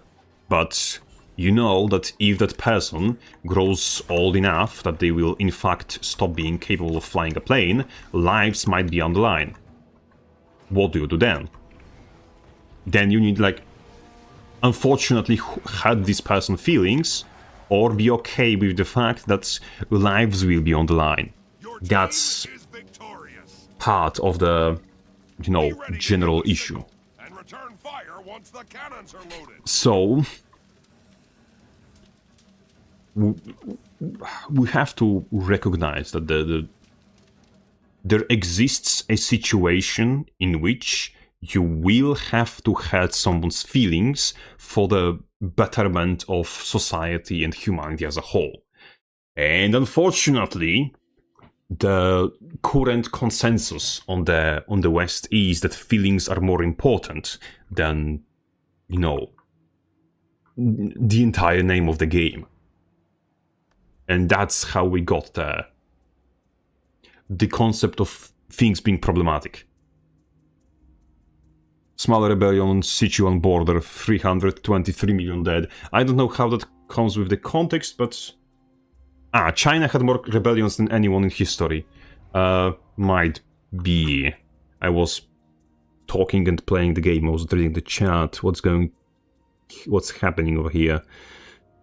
Seniority is a big thing in Asia countries. Respect your elders, superiors is very foundational. Yes. I know in Korea, if your boss wants to go drinking after work, it's seen as extremely rude to decline. Kind of, yes. Culture dictates that, yes, that's part of the thing. And now imagine that you, what's his name? Imagine that you live in that country, and you just have to deal with its problems. There is a meme that China has small conflicts, yet millions die. I believe that, what's his name, that some of the Chinese dictators decided that sparrows are the pests, and they started the war on sparrows, and that ended up in tremendous losses of the human life. Let me see... yeah. So you know. Sorry for buttoning with a question. I've watched a few of your videos and was wondering what your thoughts are on Warrior currently. Does it feel a bit dated compared to other professions, and what sort of weapons builds are favored? The best thing currently is somewhat along the line of what I'm playing. You would probably just switch this for boost charge, or depending on matchup. Because Warrior has this problem where a lot of its weapons actually are very outdated. There were weapons which were brought up. This build, I will put out some sort of a guide for it. There is a Stance Berserker build on currently available, but in general, since January, since the Staff 5 was gently taken by the balls and removed from the game, Warrior is in rather dire place. But like, it is not bad, as if it's not unplayable, but it has like majority of its builds are meme tier, are joke builds. It's just you can still kind of kill people with the joke builds, so people don't complain too much about its current state. But yeah, it's probably in worst state it has been since Secrets of the Obscure. My point was, I don't know if they really care about not questioning authority if they had a rebellion after rebellion. Yes, but China had rebellion after rebellion. Japan didn't, Korea didn't. The other Korea, I don't know. But it is culturally, like, normal that you will not argue with your employer, for example.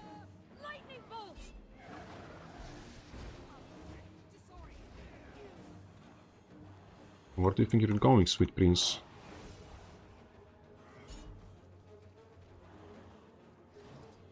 Shite. He's faster than me. Yes, of course he is. Imagine not being faster than me. That would be a shame.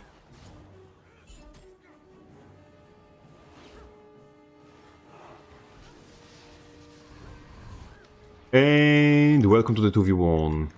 Population U. Okay, now it's 2v2. That's better.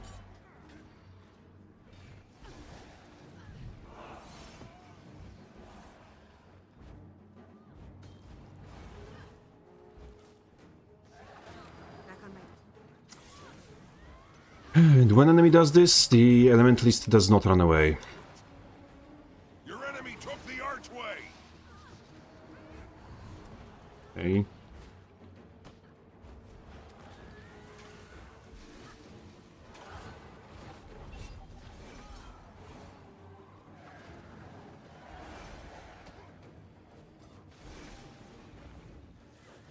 Oh, I love Ritualist. It's very fun. The Visions of Eternity specs are overdone. Very much overdone. A lot of them. Pretty much all of them. And I say this with complete and utter... what's his name? Understanding that I'm playing Paragon as we speak. Paragon is also overdone, but that's thing. That's part of it. Thanks for answering. Sucks to hear about Warriors. I like the class fantasy. Yeah. If you want to play like the newest shit, the Spear Paragon, like it's still good, and you can still pull off nasty shit with Berserker. It's just, it's you know, you have to work for it twice more than average person in the same lobby. Cannons loaded.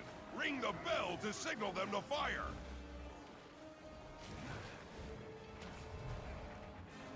Like.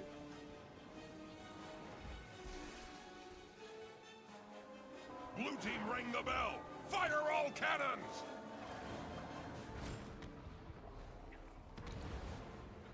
Like Dragon Hunter is just standing here and he's You've lost the dock. outdoing the two of us. Target identified.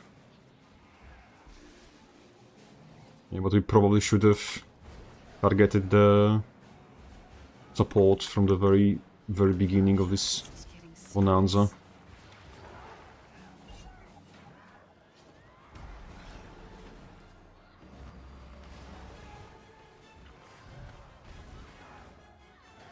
I chose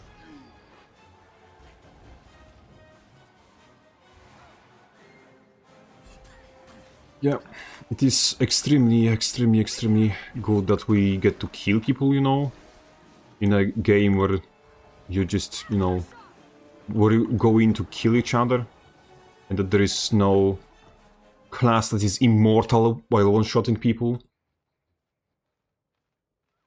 Meta is only important for ATs.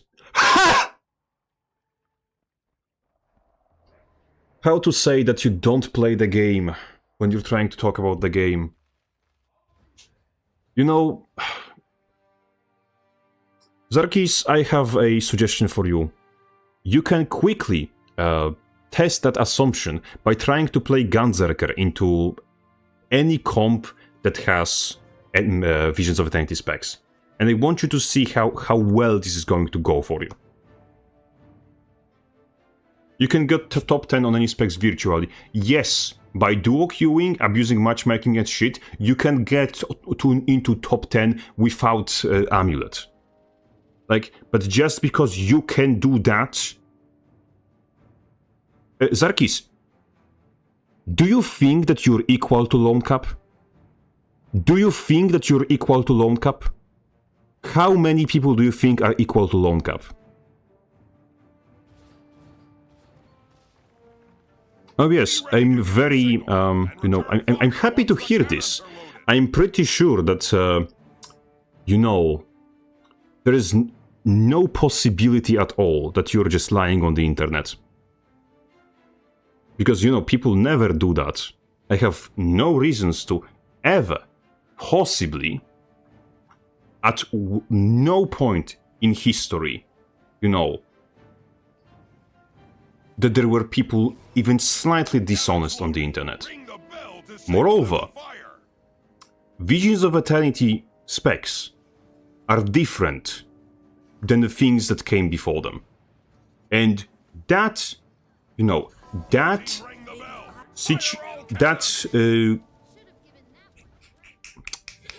what's the word? That assumption that you can get to top 10 on anything, it was correct before Visions of Eternity. Currently, you would need incredible amount of luck to do so. Incredible amount of luck. I strictly do not believe that post Visions of Eternity and pre-Visions of Eternity PvP are the same game. They should not be treated. And moreover, you know what's funny, Zakis? You know what's funny? Zarkis? Correction, Zarkis. ArenaNet removed the ability to silver queue. So, there are two major factors currently in the game. First of all, it's much harder to match manipulate. And second of all, Visions of Eternity specs exist, which they didn't exist half a year ago. Was it half a year already? Or was it... So, if you want to be a smartass, I welcome you to play this game on a meme spec against Visions of Eternity's meta. I welcome you to try. Because, you know, I'm pretty sure that it's going to be exactly the experience that you want. It's going to be a cock and ball torture. I'm pretty sure that you're specifically here to torture yourself and other people. And I'm pretty sure that your entire team will be very thankful for your presence there if you queue on a core warrior or something.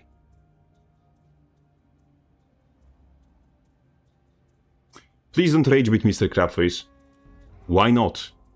What's worse that can happen? Like, we're either talking with somebody who is, what's his name?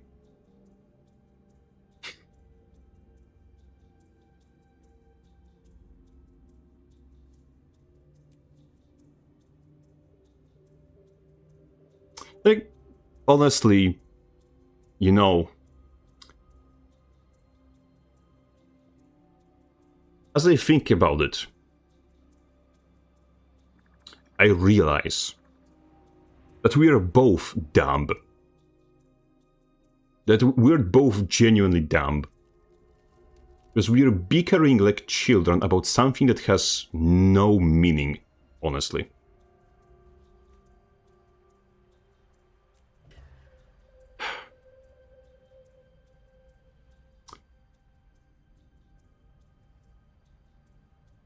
No matter how much we will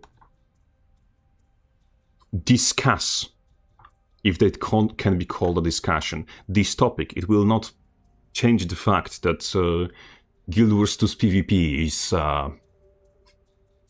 you know, it is a thriving ecosystem that is completely not on the verge of death. Should we download Lost Ark? Lost Ark might be like the one MMO that is more dead than Guild Wars 2. Like one. At least I'm speaking in PvP terms. Because Guild Wars 2 Open World is a thriving ecosystem. But it's like, it's completely not like Guild Wars 2.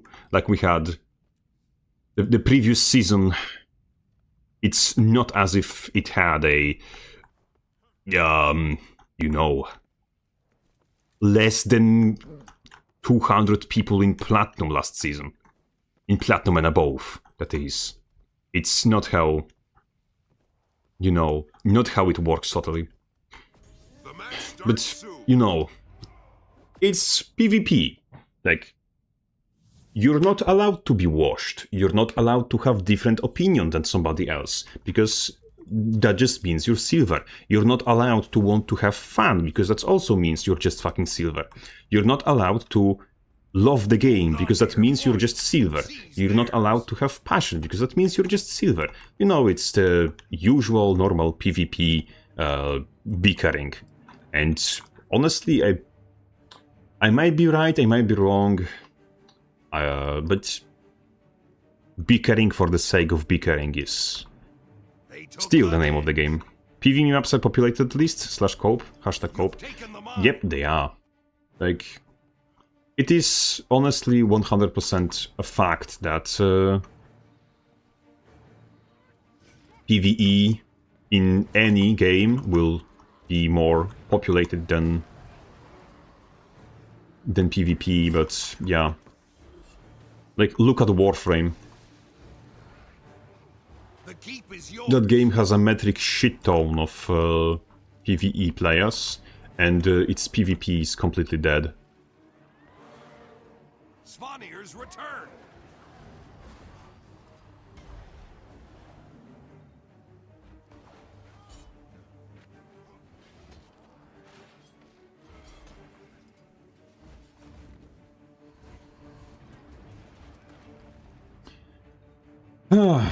You gotta love it. They gave King Necromancer Shadow Step. Because the Necromancer definitely needed another Shadow Step. And terrain targeted. I don't know. It seems like slight overdoing, if I may say so myself.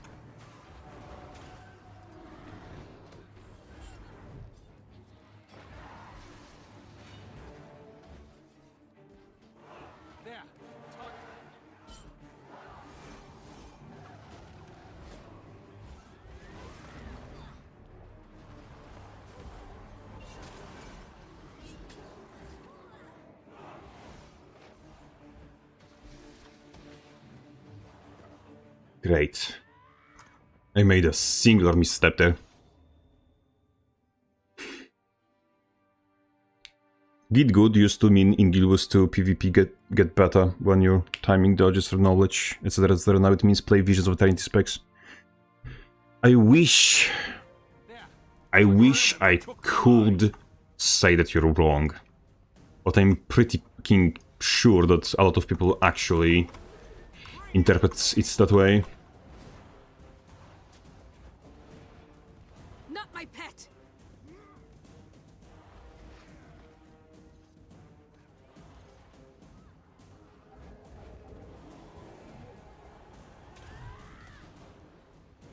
Me first.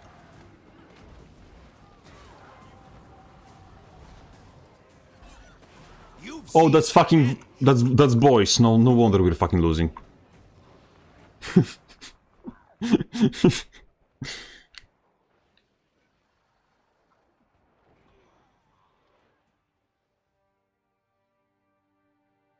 Warframe is such a slop. Such AI slop? What the fuck is that kind of... What is this bait? Like,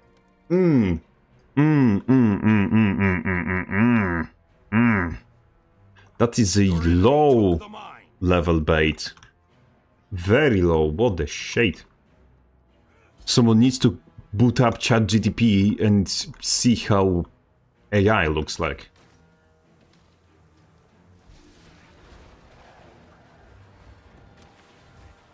Can please Avengers not assemble? And even if so, then please not in my ass.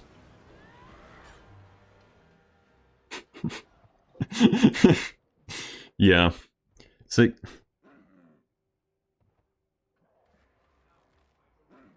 Oh, Zarkis, please. Please. I had you for an intelligent person. Try to maintain that, you know, that illusion. At least try. Because, you know, I like you more when you try. What?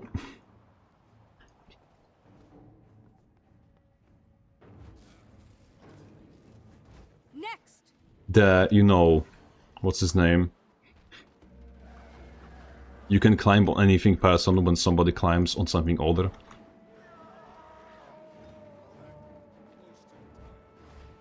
Like... Yay, my banner works.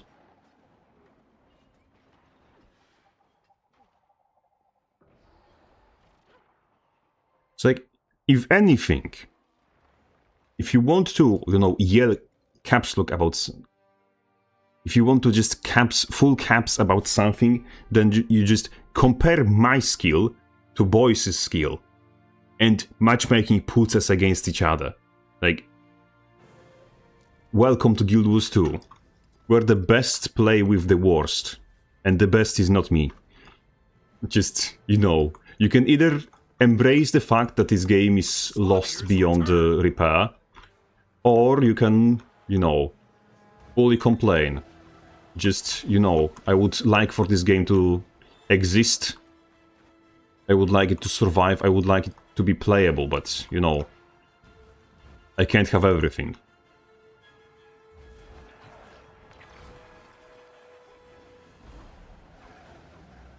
Courage, resolve.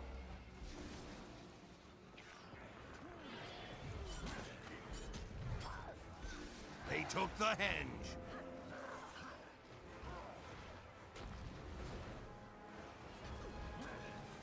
I choose you. Rebound.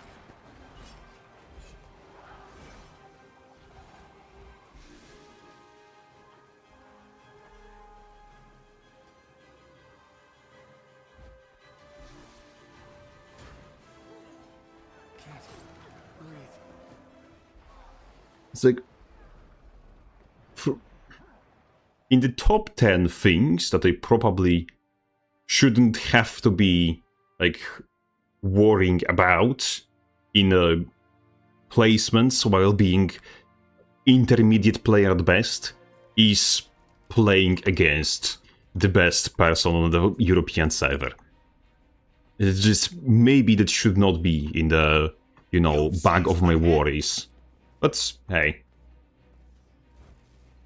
There's nothing in this game that is anywhere, shape or form close to a problem. It's perfect in every facet.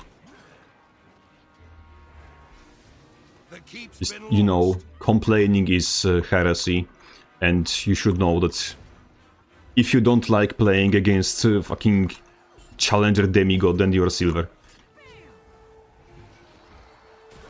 Okay. That was very satisfying. Banner. I think I got hard. I often consider that. Hi, Sudo. Have you thought about just getting good? I mean, this is the, this journey on which I embark is the journey to, find the good in me. It might not be there, but we will search for it. But first, a journey requires this thing called time. And in time, I hope we will reach some destination. But first, the journey. The journey matters. And the journey needs to be journeyed. And, as the people that go out onto the journey, we are the journeymen. We partake in the process that we called jorking. Or journeying. Shit. I think it's journeying. I think I just said something inappropriate. Either way, there is the light at the end of the tunnel. It might be a flashbang, but there is a light.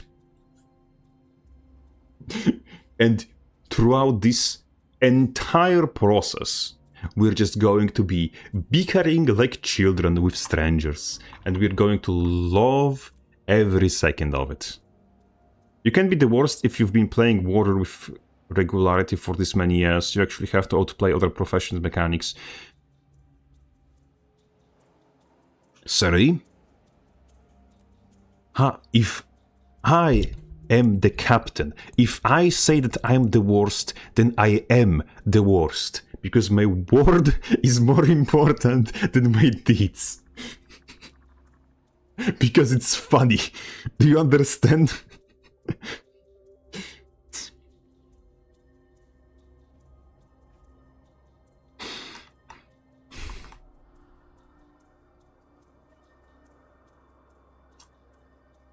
In the life of a joke, there are 3 phases.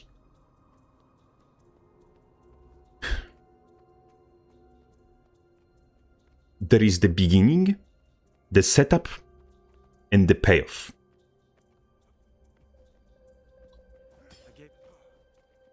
And we have to go through the setup phase to get to the payoff phase. We are currently in my setup phase, because I, like many others playing this mode, am a joke. And it might be an unfunny joke, which wouldn't be unfamiliar to me. Honestly, it is what I would call myself if I was to describe myself in the shortest possible amount of words. But not getting too philosophical about it.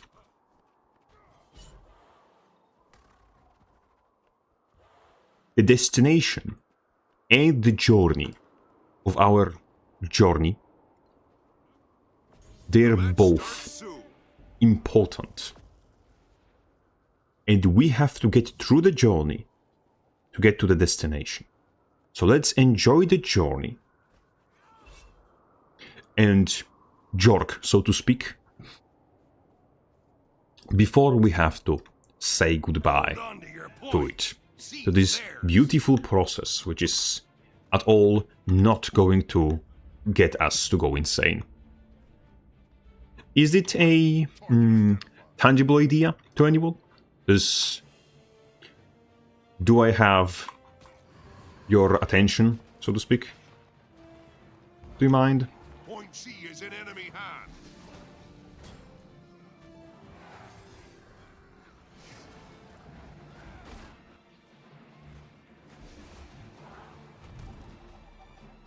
Oh.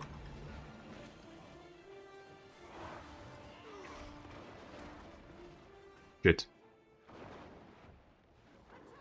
Point B belongs to I believe that with 3 people here, the Avengers assembled and the, rest of them are being kind of abandoned by the enemy team and, deaths because of this, we have paid our we have played our role as a sandbag or as a bait, live bait, sufficiently well enough. Let me know. Hop onto the node and retire. Point C is yours now. I just need to, point out that I'm so far retired, not retarded. We will get to it. You could have done what I do and switched to Necro because you're so brain damaged. Yes, but I'm brain damaged in a very specific way. It's a way that makes me enjoy Warrior. So it is indeed a fate worse than death. Look, an elite skill works. How could this happen? How could this possibly have happened? Why does this block from behind?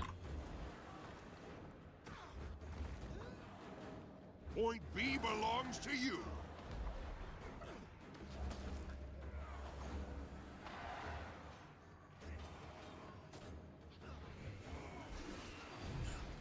Why are you here? Why are you here? Yeah, I love Thief. It's my favorite class to play against.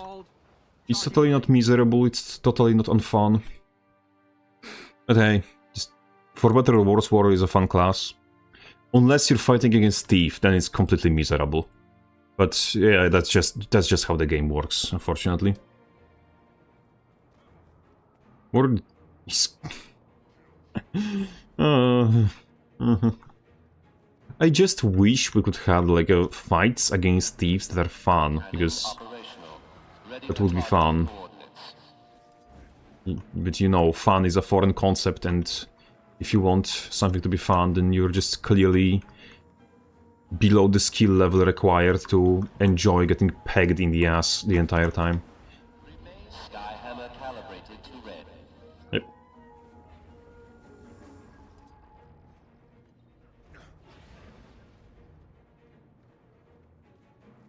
Just remember, if you're having fun, that means you're bad.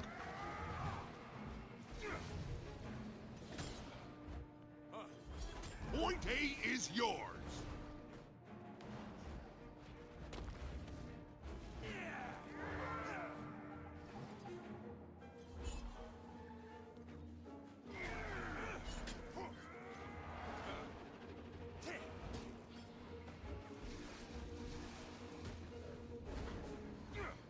Point B belongs to you.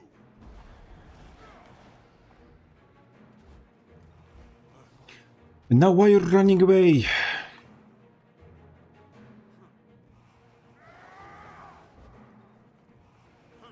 What? Suddenly not so bloody happy to fight? The most fair and honest class in the Guild Wars 2. Is there a class spec that counters thief? I don't... I think I think Wheelbender is very good at countering thief.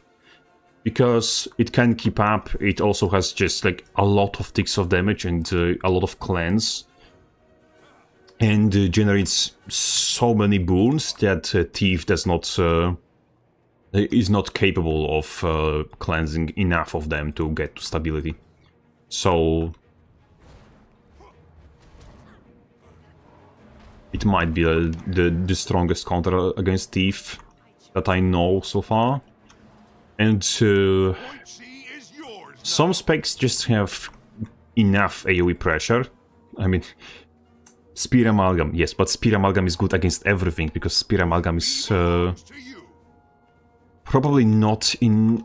what's his name? In a power level that should be accepted. But hey, what do I know? Cores installed. I'm just Baron of the Arena. You know, the little guy who has certainly nothing valuable to input into the conversation. I'm watching you. I know. Watch.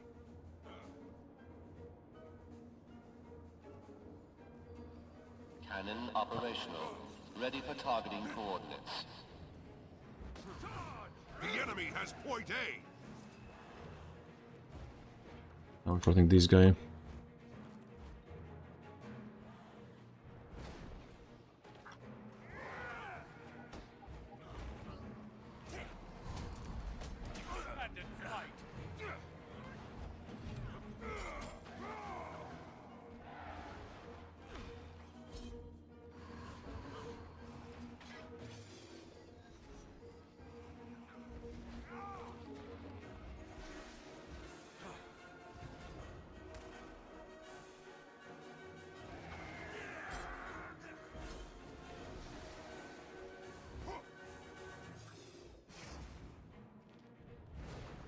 Point B belongs to you.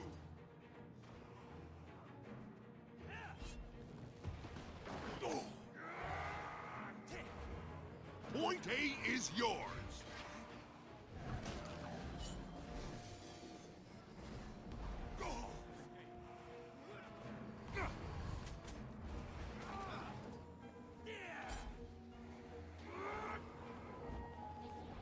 Skyhammer calibrated to blue. We're blue. Okay, that's great.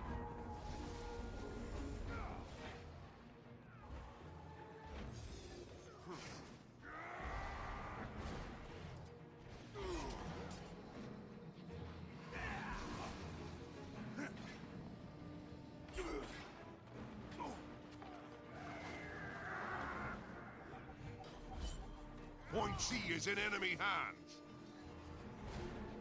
Point B belongs to you.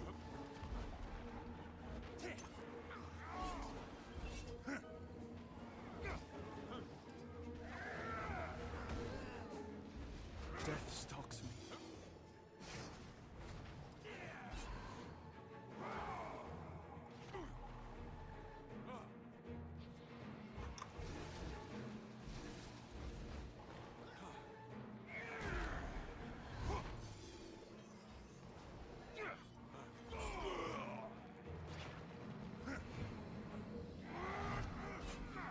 Cores installed.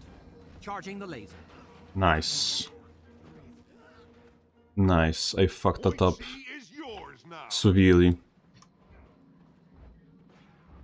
Yeah, that's partly why I was saying that Your team you should consider playing with burst charge with instead of the what's his name?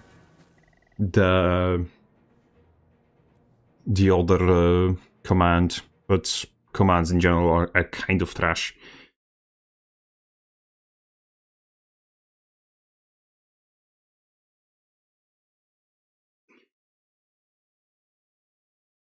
Look at this war reviewer counterplay decisions. No one should bullshit. This is a real fight. Most importantly, I think there are no ports, no stealth, and well,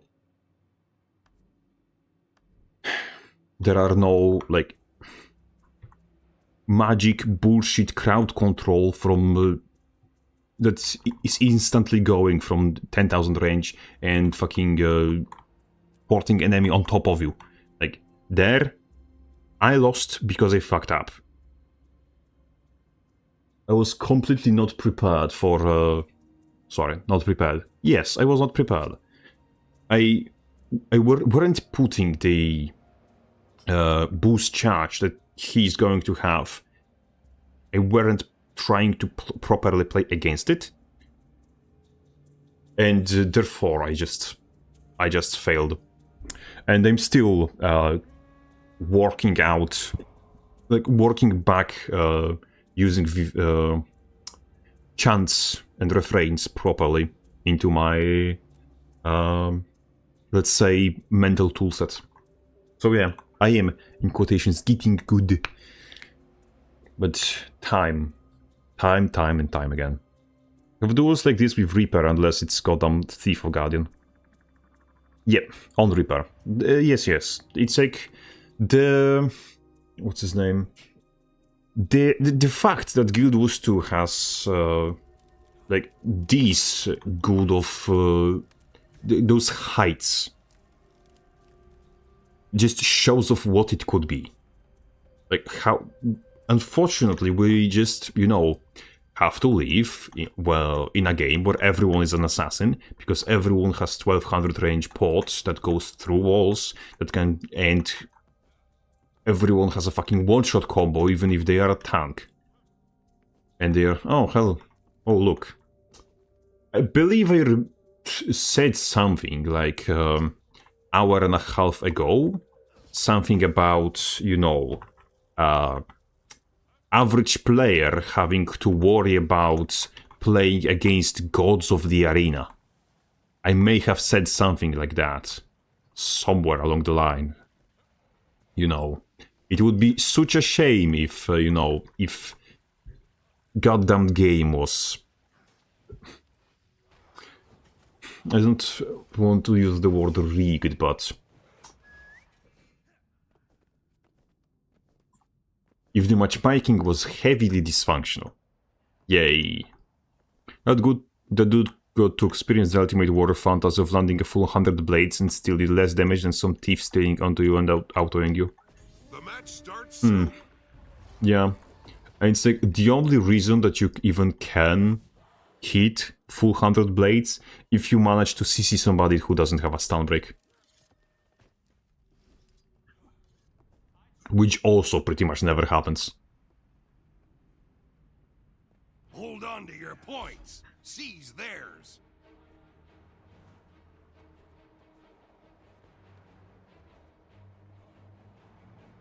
Yippee! Look who's coming. Look who's coming. Champion of champions, Gizmo, They took and the henge. probably in queue with that older guy who is... Taken the mine.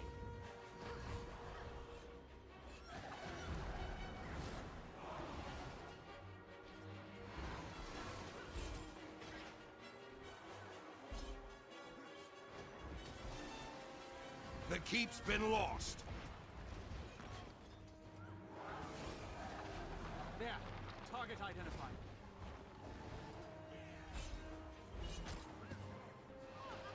Wait, kill him. Good. Can we bleed him? That's the question. Return.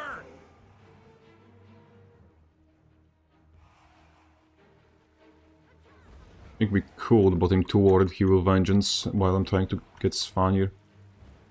And we have player over here just coming to steal my lunch.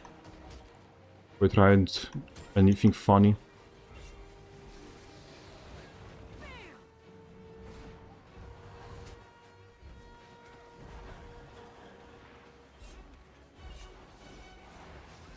The keep is yours.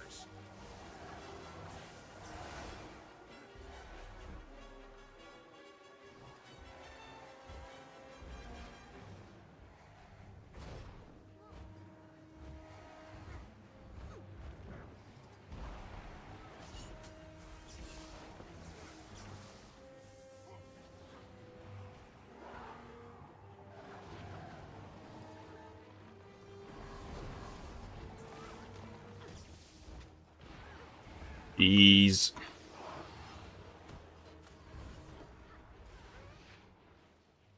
You can't keep a good man down.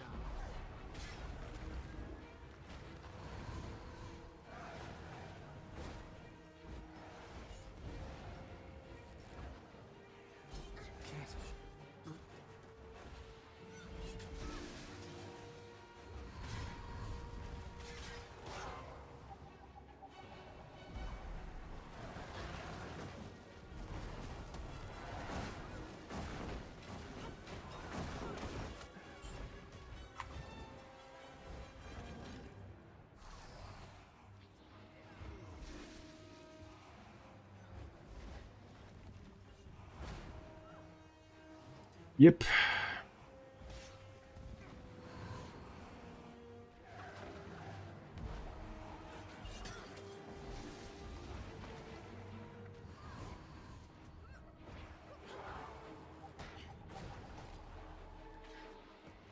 Damn it.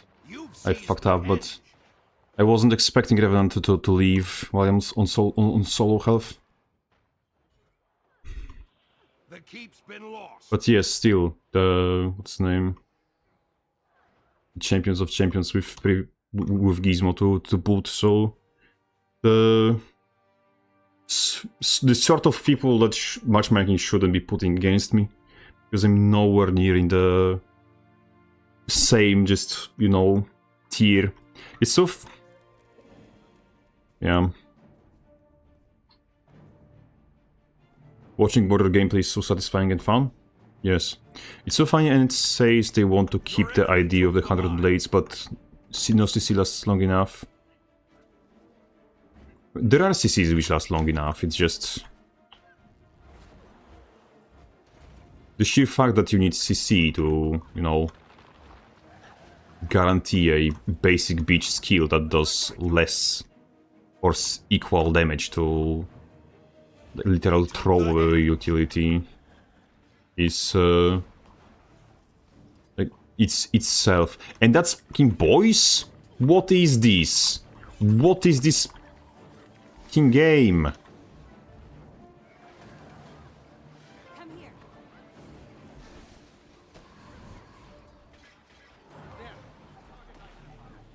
Ha!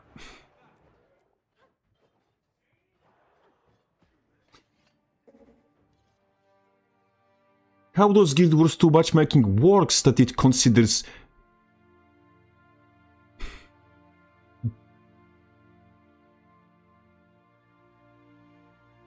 This is a war crime. Attack my target. Your enemy took the mine. Imagine, like, just, you know, being an average... I don't know what rank. What is, like, I don't know, disrespected medium rank in League of Legends. Diamond? Imagine being Diamond in League and you just, you know, one day you Q ranked and there's fucking Faker waiting for you. And he's with a friend.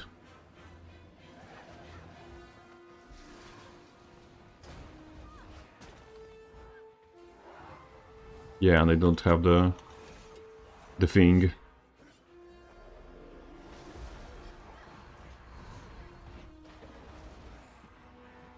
We're fucked completely.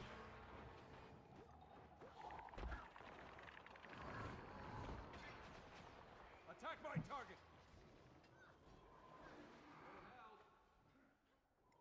Attack! I'm back. Kill this man, kill this man.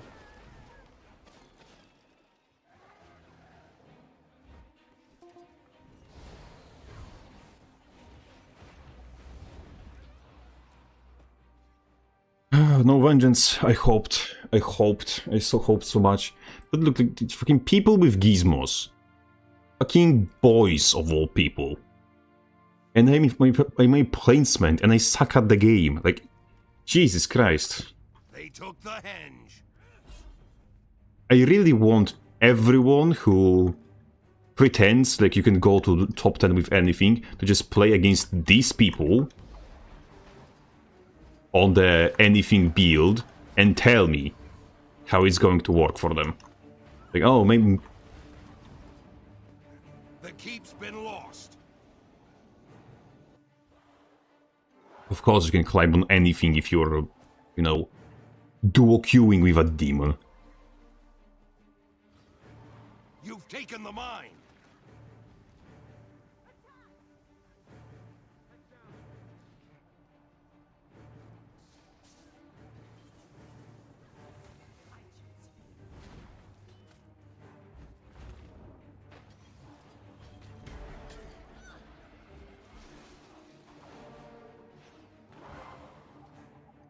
Oh, that had to hurt.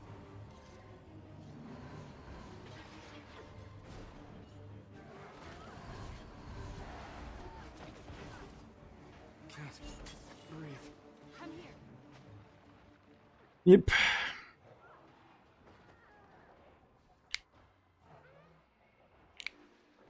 Just play Blades 1. Oh, not this season. This is the gooning season.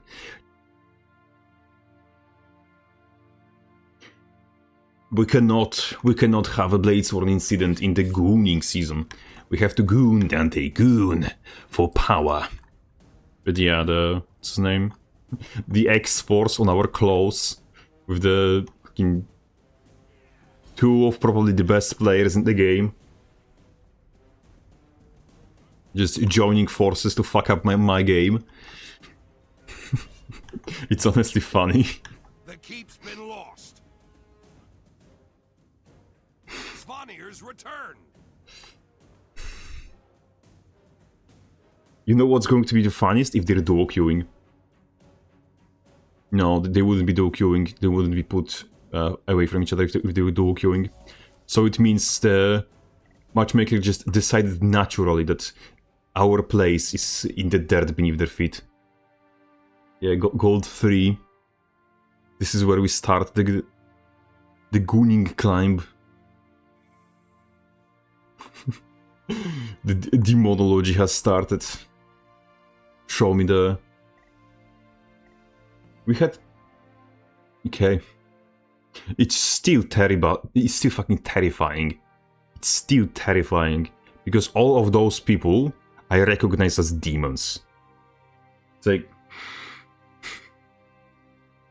No, we had, like... Not a bad squad, but... let's put it this way. Not comparable. Not comparable in strength. But hey... It's like... The part of the climbing in Guild Wars 2 is just the assumption that you're going to be avoiding good players. This is the fucking comedic thing. Just like, you know... If you start playing Guild Wars 2 and, you know...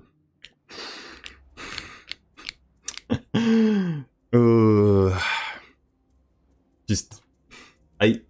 I still have like the boys on the friend list because, you know, if this is the risk factor, like every time you see this thing being green and you like press the, what's his name, press the Q ranked Q compete button, you just know that you're throwing a dice and you may be molested in the process. But yeah, this is, I'm sorry, we have done our placements. We have done our benchmark for today. We're going to continue tomorrow. For now, I will, first of all, send my regards, as I always do, to everyone who is supporting me, and then I will leave my Twitch audience, if you're willing and happy, with the man who just molested me, aka we will raid boys. And YouTube stream, I'm sorry, it's not possible to raid on YouTube. So, for now, big sign of gratitude to all the generous supporters who have who consider my dubious quality content worth your money, and big sign of gratitude to all of you who have decided that your time, that I am worth your time. Thank you once again. Have a wonderful rest of your day. And let Twitch, gentlemen,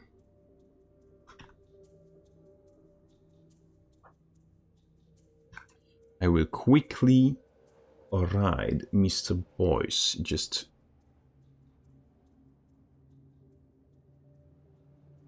I just have to remember how this is done, honestly. I'm sorry.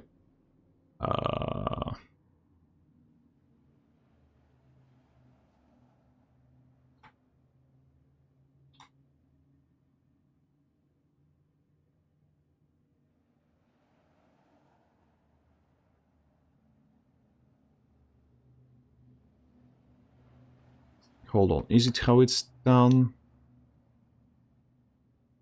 I think I'm king.